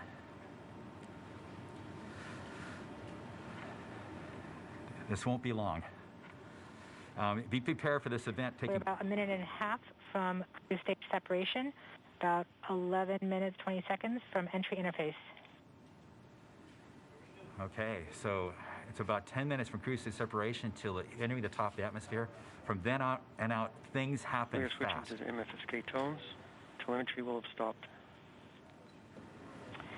Telecom is confirming that the spacecraft has switched to broadcasting tones. These tones are received directly from Perseverance, but have very limited information content. We won't receive real-time information until about 9-10 minutes from now, once the Mars Reconnaissance Orbiter starts relaying information from Perseverance. We are under a minute from cruise stage separation, about 10.5 minutes from entry interface. It's getting exciting. I have to admit, I am quite anxious, but very hopeful that this machine is going to do what we asked it to do. We are seeing the heartbeat tones. Okay, that means that there's no more ones and zeros coming. It's just the vehicle telling us it's still alive.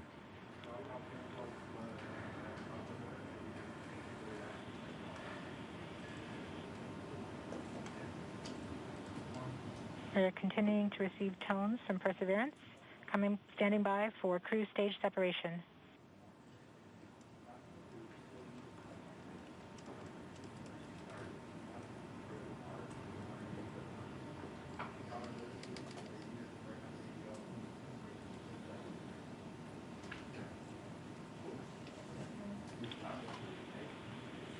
We have indication that cruise stage separation has been confirmed by the spacecraft.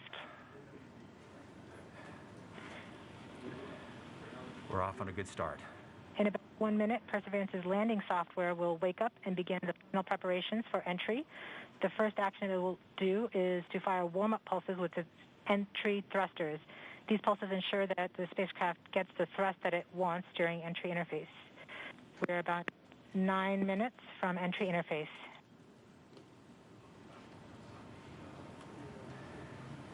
Okay, so now the vehicle's on its own. It's turning itself into the direction of facing the heat shield toward Mars, and will eventually hitting the top of the atmosphere. We're not far away. This is going to go very quickly from here on out.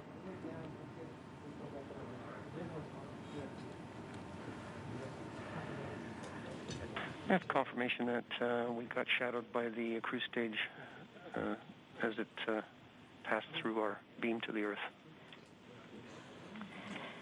Telecom indicated actually that we could see a signal that the cruise stage went between the Perseverance entry capsule and Earth. So we saw a little blip, the data stream indicating the cruise stage separation. We have confirmation that the vehicle has started warming up those entry thrusters. Warm-up pulses have begun.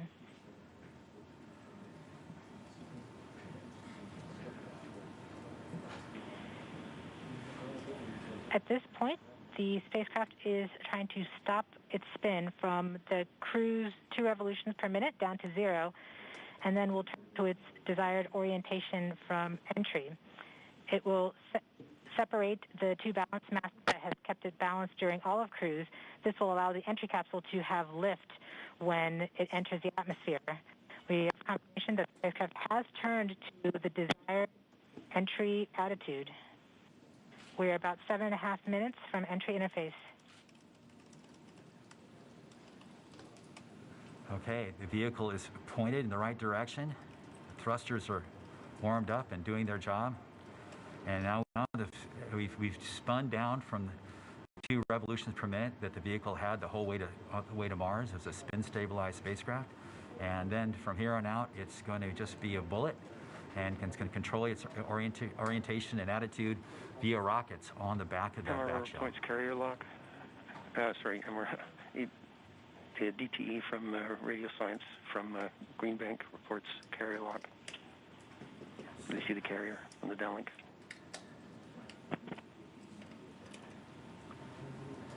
Flight level 1. We are continuing to wait for entry interface.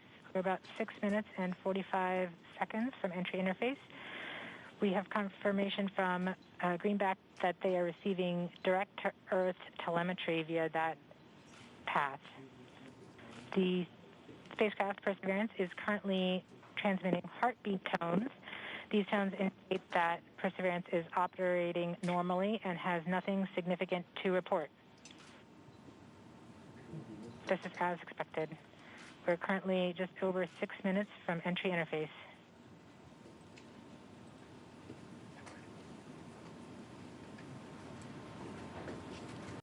Okay, and now we wait.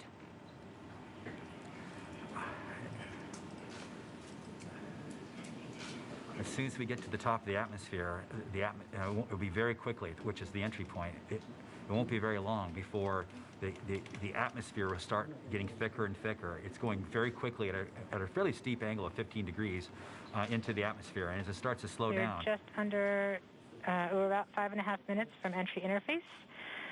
We're still receiving heartbeat tones. We expect to continue receiving heartbeat tones until about 5 minutes after entry. At that time, Perseverance will be no longer in view of our antennas here on Earth. About 90 seconds prior to entry, the Mars Reconnaissance Orbiter should begin receiving telemetry from Perseverance and streaming it to Earth in near real time. There are a few expected short outages, such as when we have a plasma blackout or when we enter the peak heating phase. Aside from these outages caused by the plasma blackout, antenna switching, or high dynamic events, spacecraft events, we should have telemetry until about 90 seconds after landing. A plasma blackout is when the signal from Perseverance isn't strong enough to make it through the superheated, super fast air flowing around the spacecraft all the way down to Earth. Once the temperature drops below that peak heating, we do reacquire the signal from Perseverance. We are currently about 4.5 minutes from entry interface. Perseverance continues to report heartbeat tones, indicating everything is nominal. Okay, what we're looking for now is Mars Reconnaissance Orbiter should be in view soon of our vehicle and be able to listen to ones and zeros coming from a separate radio that's really designed to talk between spacecraft. MRO reports the electro radio is powered on, ready to receive signals from the lander. Okay, MRO is ready and able and waiting for to hear from our rover. Mars Reconnaissance Orbiter has reported that it's ready to receive the signals from Perseverance. It should be in a few minutes here. We're just Flight level 1 from entry interface.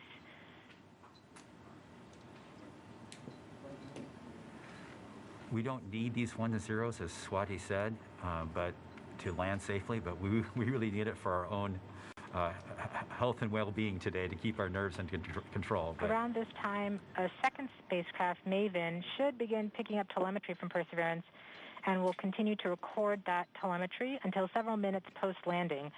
We won't get that data for several hours after landing as it's being recorded and then will be forwarded to Earth later.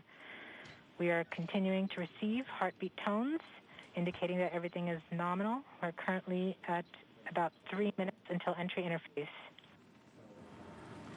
Okay. Very soon we'll be getting ones and zeros, I hope, from our radio on the rover.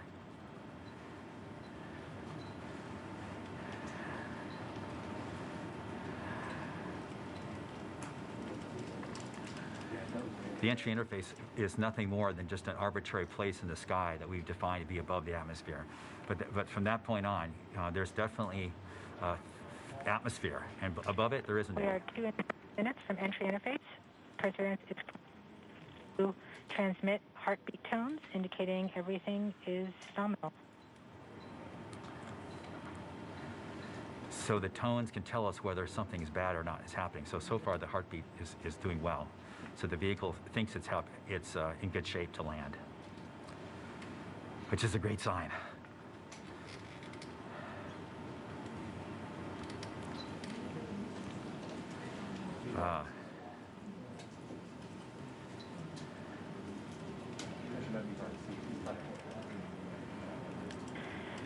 We're just under 2 minutes from entry interface. As it gets closer to Mars, Perseverance is actually being pulled in by gravity and accelerating. By the time Perseverance reaches entry interface point, she should be going just under 5.4 kilometers per second. We're at about 90 seconds from entry interface and standing by for Mars Reconnaissance Orbiter to pick up the telemetry.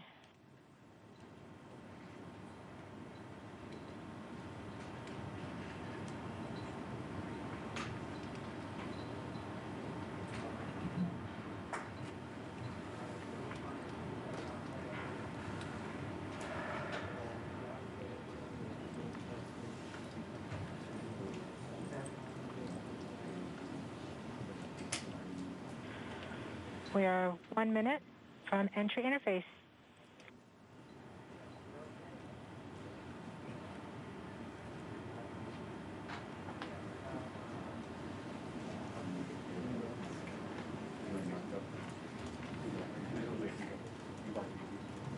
MROs are in receive mode.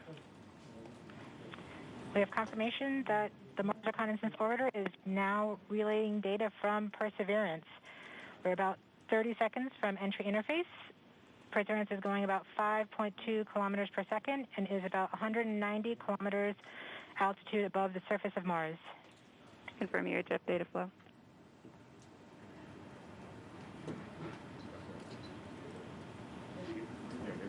About seconds from entry interface. 5.3 kilometers per second and an altitude of about 150 kilometers from the surface of Mars.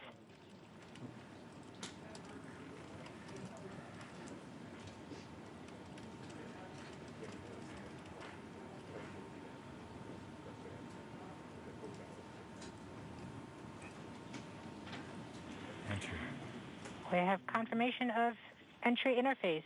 Perseverance is currently going 5.3 kilometers per second at an altitude of about 120 kilometers from the surface of Mars.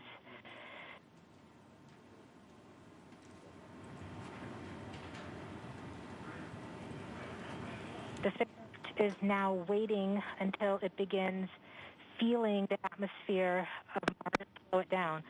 Once there is enough atmosphere, it will start controlling its path to the landing target.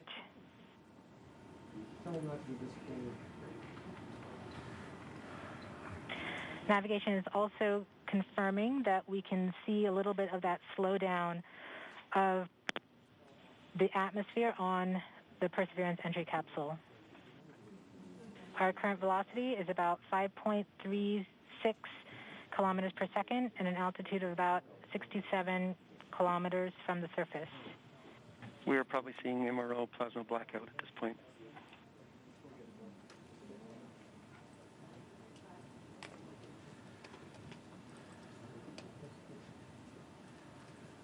The vehicle should be doing its turns right now.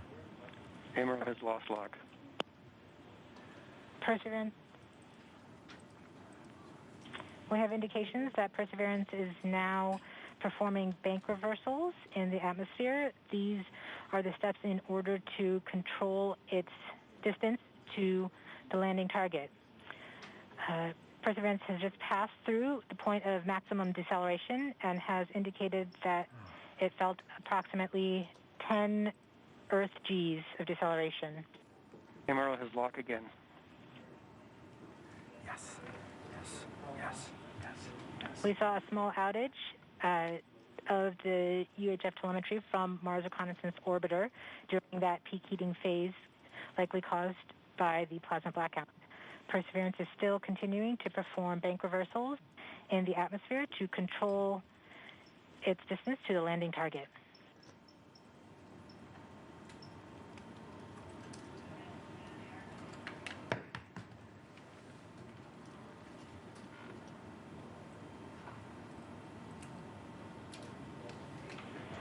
Perseverance is going about 1 kilometers per second at an altitude of about 16 kilometers from the surface of Mars.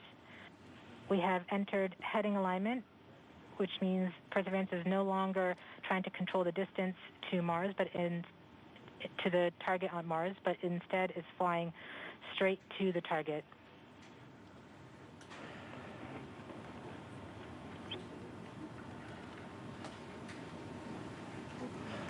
Parachute.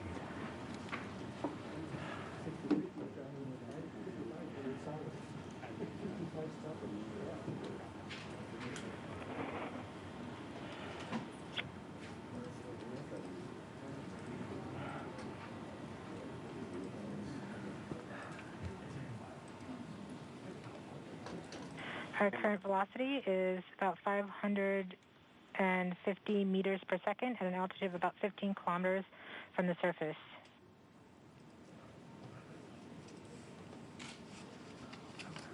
MRO is reporting good telemetry log. We are coming upon the straighten up. We are starting the straighten up and fly right maneuver, where the spacecraft will jettison the entry balance masses in preparation for parachute deploy and to roll over to give the radar a better look at the ground.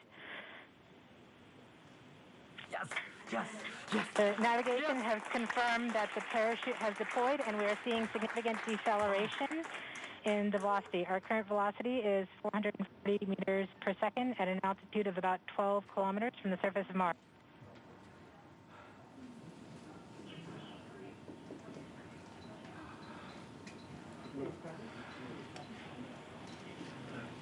Yes. Perseverance is now slowed to subsonic speeds, and the heat shield has been separated. This allows both the radar and the cameras to get their first look at the surface. Current velocity is 145 meters per second at an altitude of about 9.5 kilometers above the surface.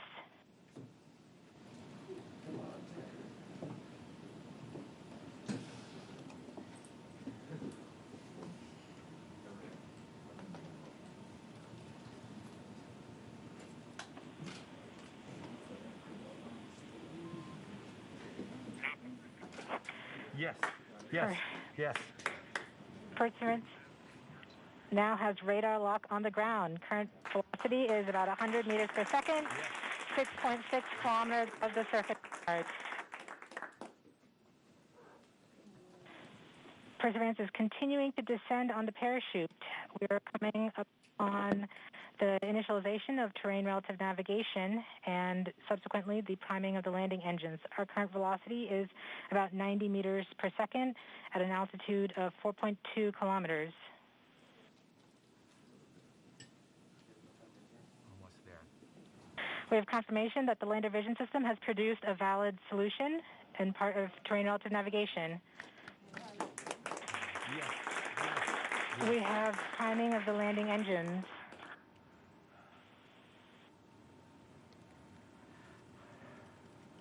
Current velocity is 83 meters per second at about 2.6 kilometers from the surface of Mars. We have confirmation that the back shell has separated.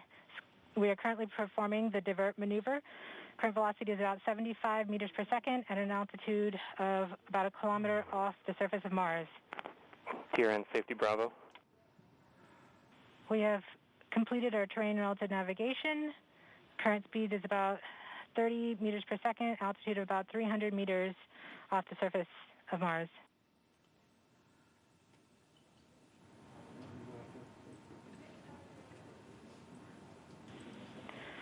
We have started our constant velocity accordion, which means we are conducting the sky crane, about to conduct the sky crane maneuver. We've lost direct-to-earth tones. As expected. As expected. Sky crane maneuver has started. About 20 meters off the surface.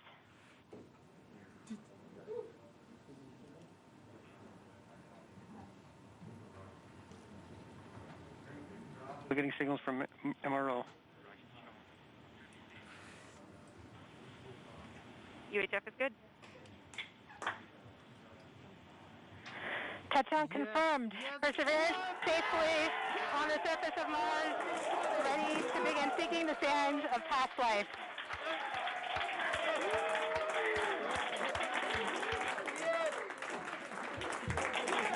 At this point, the descent stage has flown away to safe distance.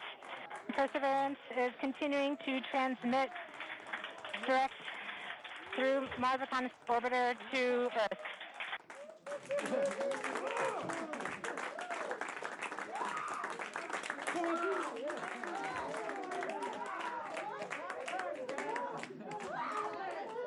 Oh my God. Oh. Oh. MRO reports they're still getting telemetry from the lander. All right, all stations. We got it. Touchdown confirmed. We're going to wait for the images. Wow. This is so exciting.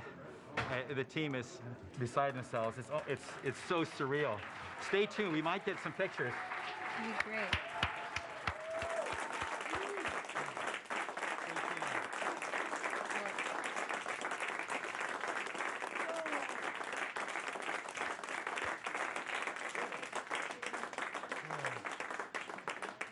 So much has been riding on this.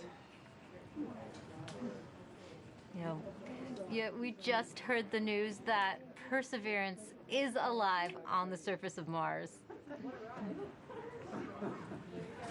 It's not the Flight, we have seen the completion of EDL 3000. Copy activity. That is as expected.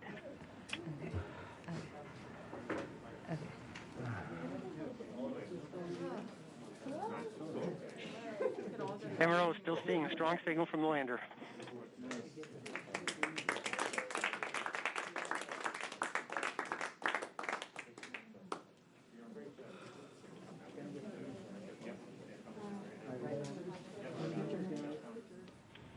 We have just heard the news that Perseverance is alive on the surface of Mars.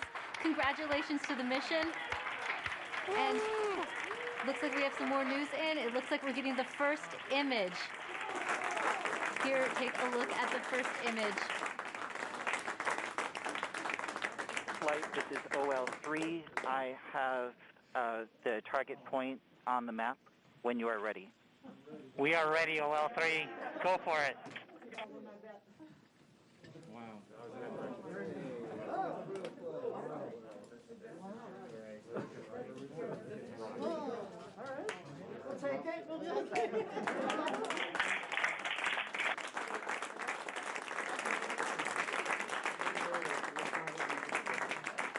Flight, I'll be moving in, showing you the safe zone that we've landed in.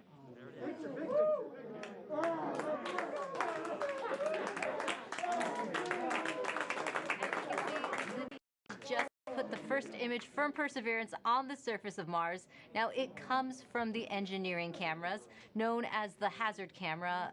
This camera is mainly used to help the rover drive safely around Mars, and we will get higher resolution photos later in the day. Look at that, right? Hit the safe. Wow. Look at the orange. Nice. This is amazing. Here's Andrew.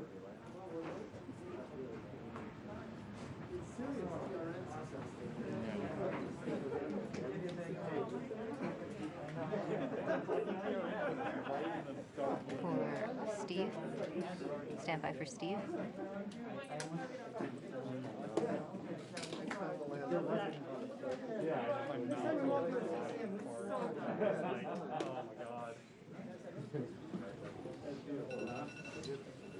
You did it. You did it. You did. You led the team. You made it happen, man. Congratulations,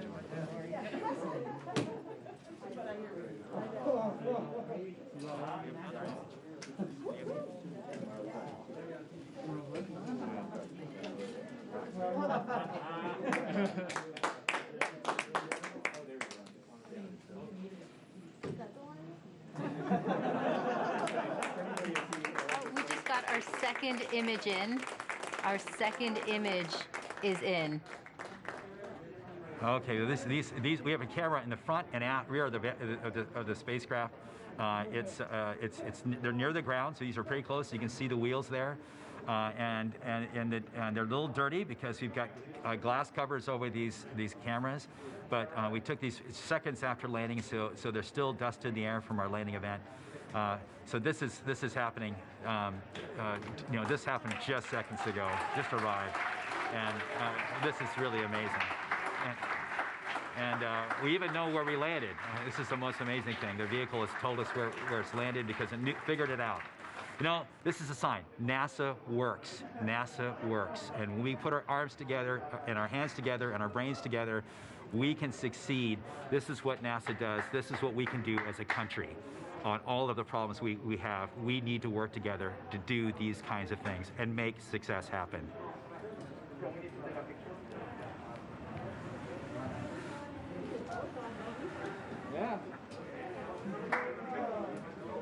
And joining us now is the acting administrator of NASA, Steve Jurisic. Steve, welcome and congratulations.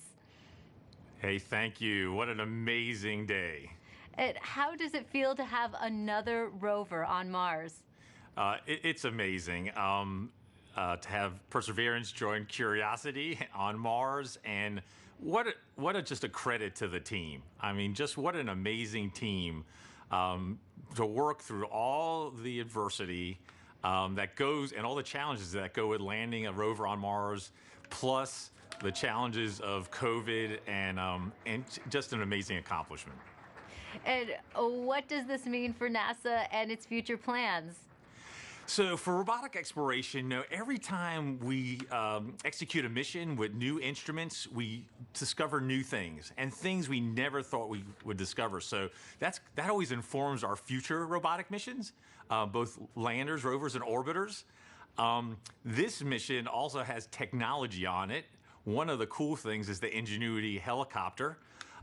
It's an experiment on this mission, but if it's successful, we can use it as an science observation platform by putting instruments on it, and also use it as a scout for future rover missions, and then just the entry, descent, and landing capability. It'll allow us to land more larger, more ambitious robots on the surface of Mars, and then for human exploration. We have the Mars Entry, Descent, and Landing Instrumentation, which is going to give us EDL information. We have the Mars Environmental Dynamics Analyzer.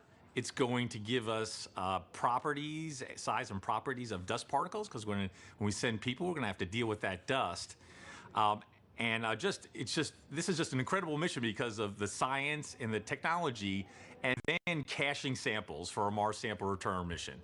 That will be an amazing mission, the first round trip to Mars and back, and bringing those samples cached by Perseverance back to Earth to examine with state-of-the-art equipment in our laboratories here on Earth.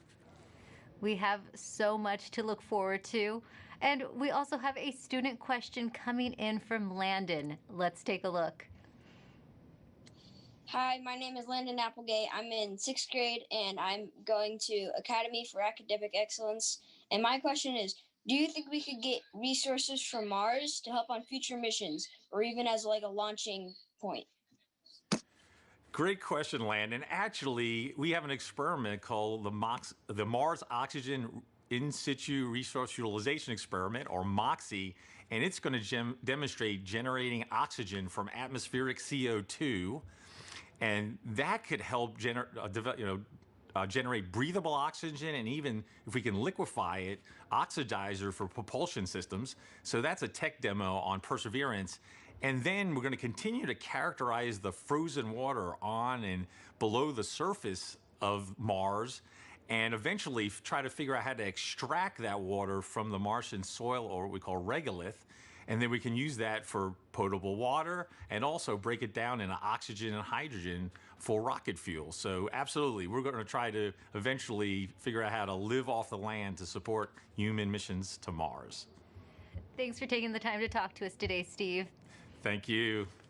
And now that Perseverance has safely touched down on Mars, let's learn more about what's in store for the rover. Joining us now is Surface Mission Manager Jessica Samuels. Jessica, your surface operations team has now taken over.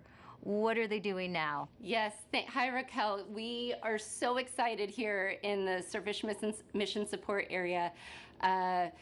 The team will do a handover with the entry, descent, and landing team and pass any critical information. And then this team behind us will be the team that does the health and safety assessments daily as we progress on this mission. And what do the upcoming weeks look like for your team? So as we enter Mars time now, the commanding team will be working overnight while the rover is asleep so that we can perform the initial checkouts of our key rover functions and our science instruments.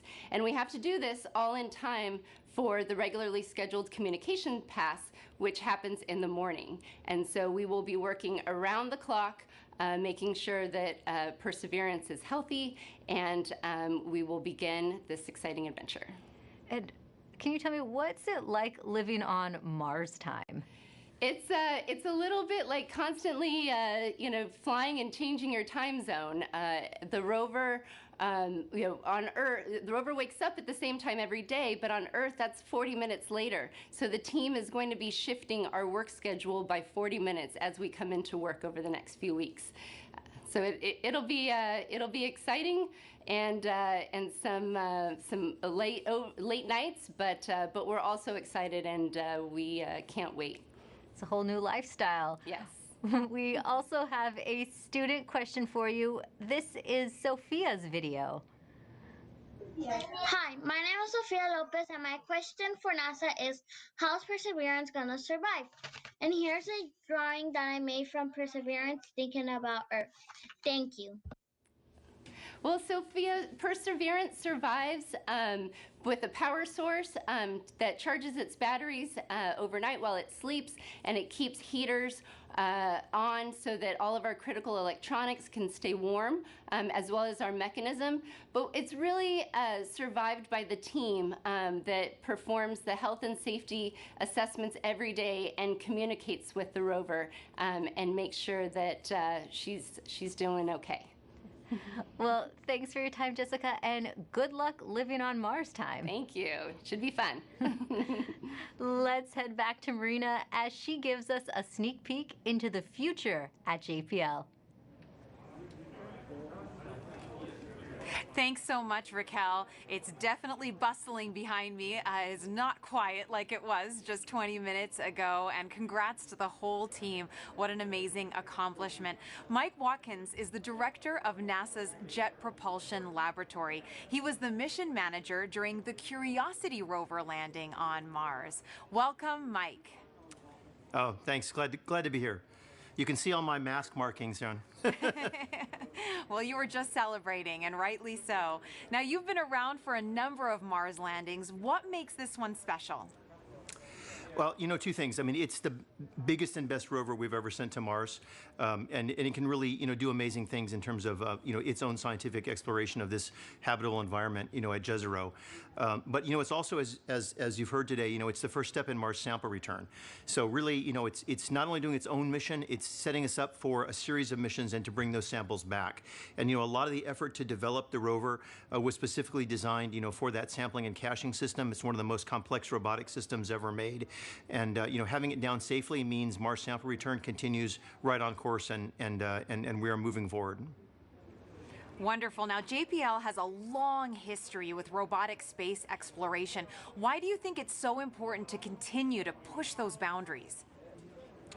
You know, there's a lot of reasons. I mean, obviously, you know, for places that are far away, like Mars, and even farther away, you know, like Europa, right now, robotic exploration is the only way we can make these scientific discoveries and really understand these early habitable environments. In the case of Europa, maybe it's even still habitable.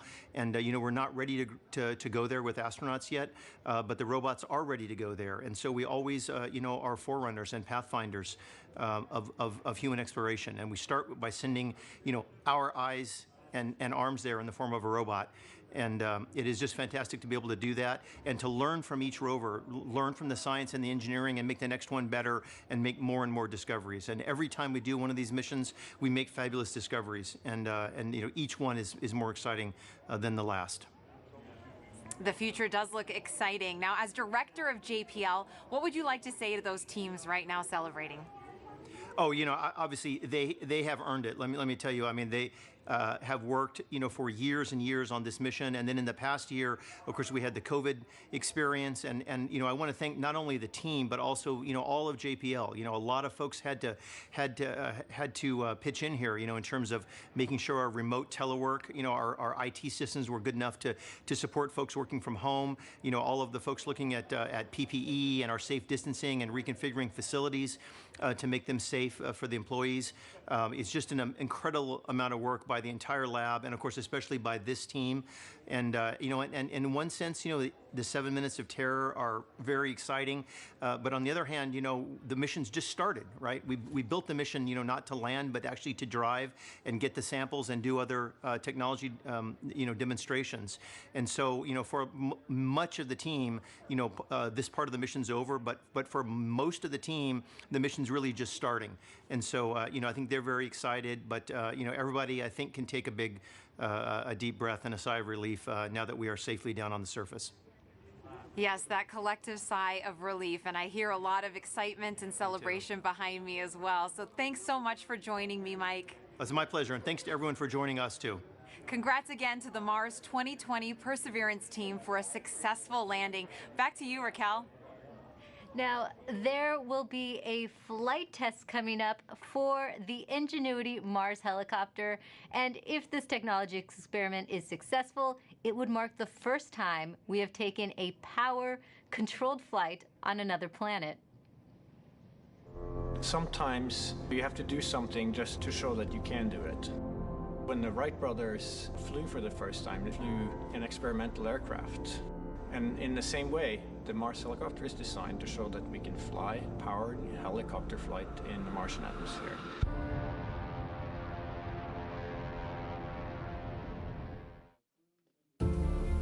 From day one, this was the unwavering dream of our team, to get our helicopter launched to Mars so that we can get the opportunity to do the very first rotorcraft flight test in the actual environment of Mars. It's extremely difficult to fly at Mars because the atmosphere is so thin. Compared to Earth, at Mars it's less than 1%. So the first and foremost challenge is to make a vehicle that's light enough to be lifted. And then the second is to generate lift. The rotor system is just spin very fast. 2,000, 2,200, 2,400, 2,600. We're spinning between 2,000 and 3,000 revolutions per minute, and it takes a lot of energy. So it's that balance of a very light system, yet having enough energy that's needed to, you know, spin the rotor so fast to lift, and on top of it, having to design in the autonomy. It has to be fully autonomous from the time it takes off to the time it lands. What we do on the ground is we plan the flights, and so we determine from here where we want the helicopter to go. Our experiment window is 30 Martian days. So we have planned up to 5 flights of incremental difficulty. The very first flight, the main thing is we want to get the legs off the ground, and so we will basically go up about 3 meters, and we'll hover there, and then we'll come down again, and that will be the first, you know, really major milestone. Most of our flights will be at the 3 to 5 meter height.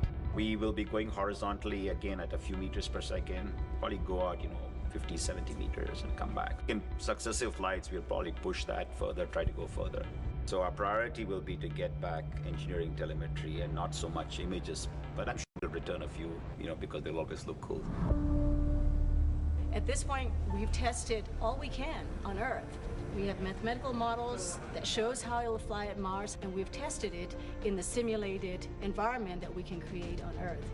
It really is time now to do the real flight tests at Mars. Nothing is a given, but we have done everything we can in terms of a test program here on Earth. The vehicle's performing extremely well so far. It's been doing exactly the right thing, even right now when it's bolted onto the Perseverance rover. So there's a very good chance that we'll pull it off, yes. But it's still high risk, and none of us forget that you could have a glitch that, could mean end of mission, yes. It's going to be exciting, reacting to any surprises we have. We can't wait. What's really most important is everything we're learning here is for the future rotorcraft systems that we want to introduce into space exploration. Mimi Ang is the project manager for Ingenuity. She joins us now as they await a chance to check out their helicopter in the coming days. Welcome, Mimi. Thank you, Marina. Oh my goodness, we've been talking about this for months, Mimi. Did you ever think you'd be here at this point? I mean, what's going on in your head right now? This is super exciting. We have been working on Mars helicopter for over 6 years, testing and carefully designing it for operation at Mars. So what's going through my mind? Ingenuity Mars helicopter is finally at the destination that it is designed for. Now that Ingenuity is on Mars, what is the timeline you hope to accomplish as you move forward? We have a series of major milestones between now and Ingenuity's first flight. So tomorrow we'll turn on the helicopter and its base station to confirm health after experiencing the dynamics through the EDL just now. And the next major milestone will be when the rover deploys the helicopter to the surface. And that marks the first moment that Ingenuity operates on its own in a standalone manner. And surviving that first cold, frigid night of Mars will be a major milestone. We'll execute a series of checkouts, and then we will perform that very important first flight. And if the first flight is successful, we have up to 4 more flights in the 30 Martian days that we have set aside for our flight experiments. And that's when you finally can breathe, right, Mimi? Yes. Now, why is it so important to have that aerial dimension to space exploration? A helicopter flying far ahead of rovers and astronauts in the future can provide high-definition reconnaissance information for the rovers and the astronauts before they take the long journeys. And as importantly, being able to fly will enable us to get to places that we cannot get to with rovers and astronauts, like sites of steep cliffs, deep inside crevices, areas of high scientific interest. It will be game-changing. Game-changing is right, and we've talked about this a lot. You've mentioned the risk is huge, Mimi, but the reward is high. What will be your greatest reward?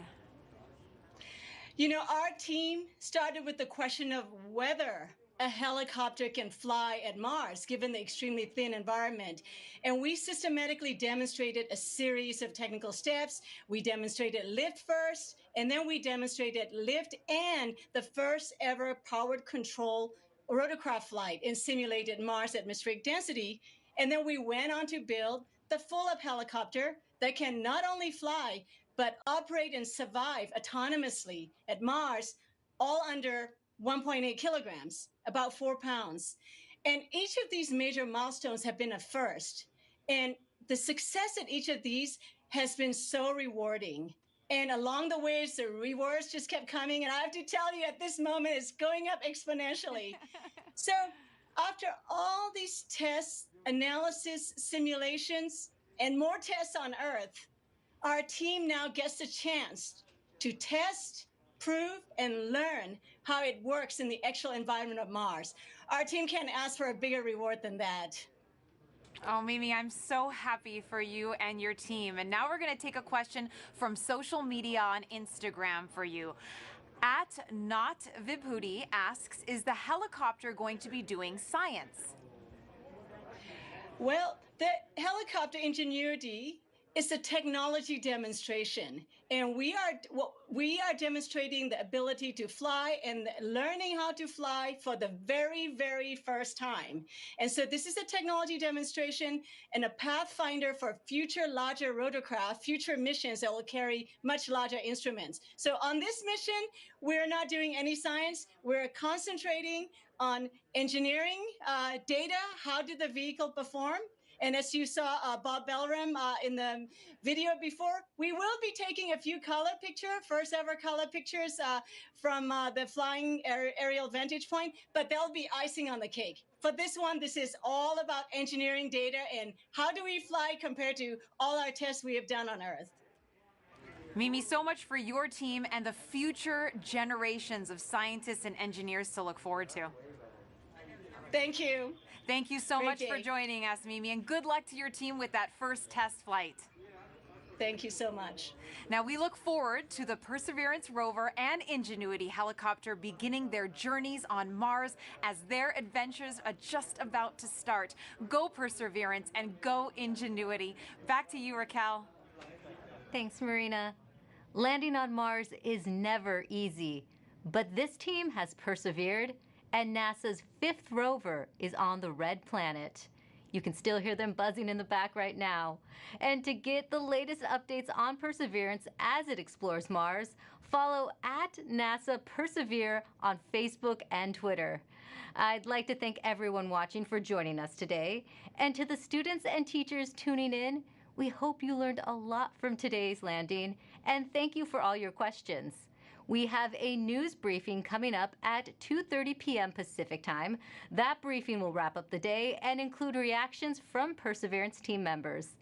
We'll leave you now with some of the landing celebration photos you've shared with us, set to Youngblood's cover of David Bowie's Life on Mars. I'm Raquel Villanueva. Thanks for watching. It's a god of a small affair. To the girl with the mousy hair, but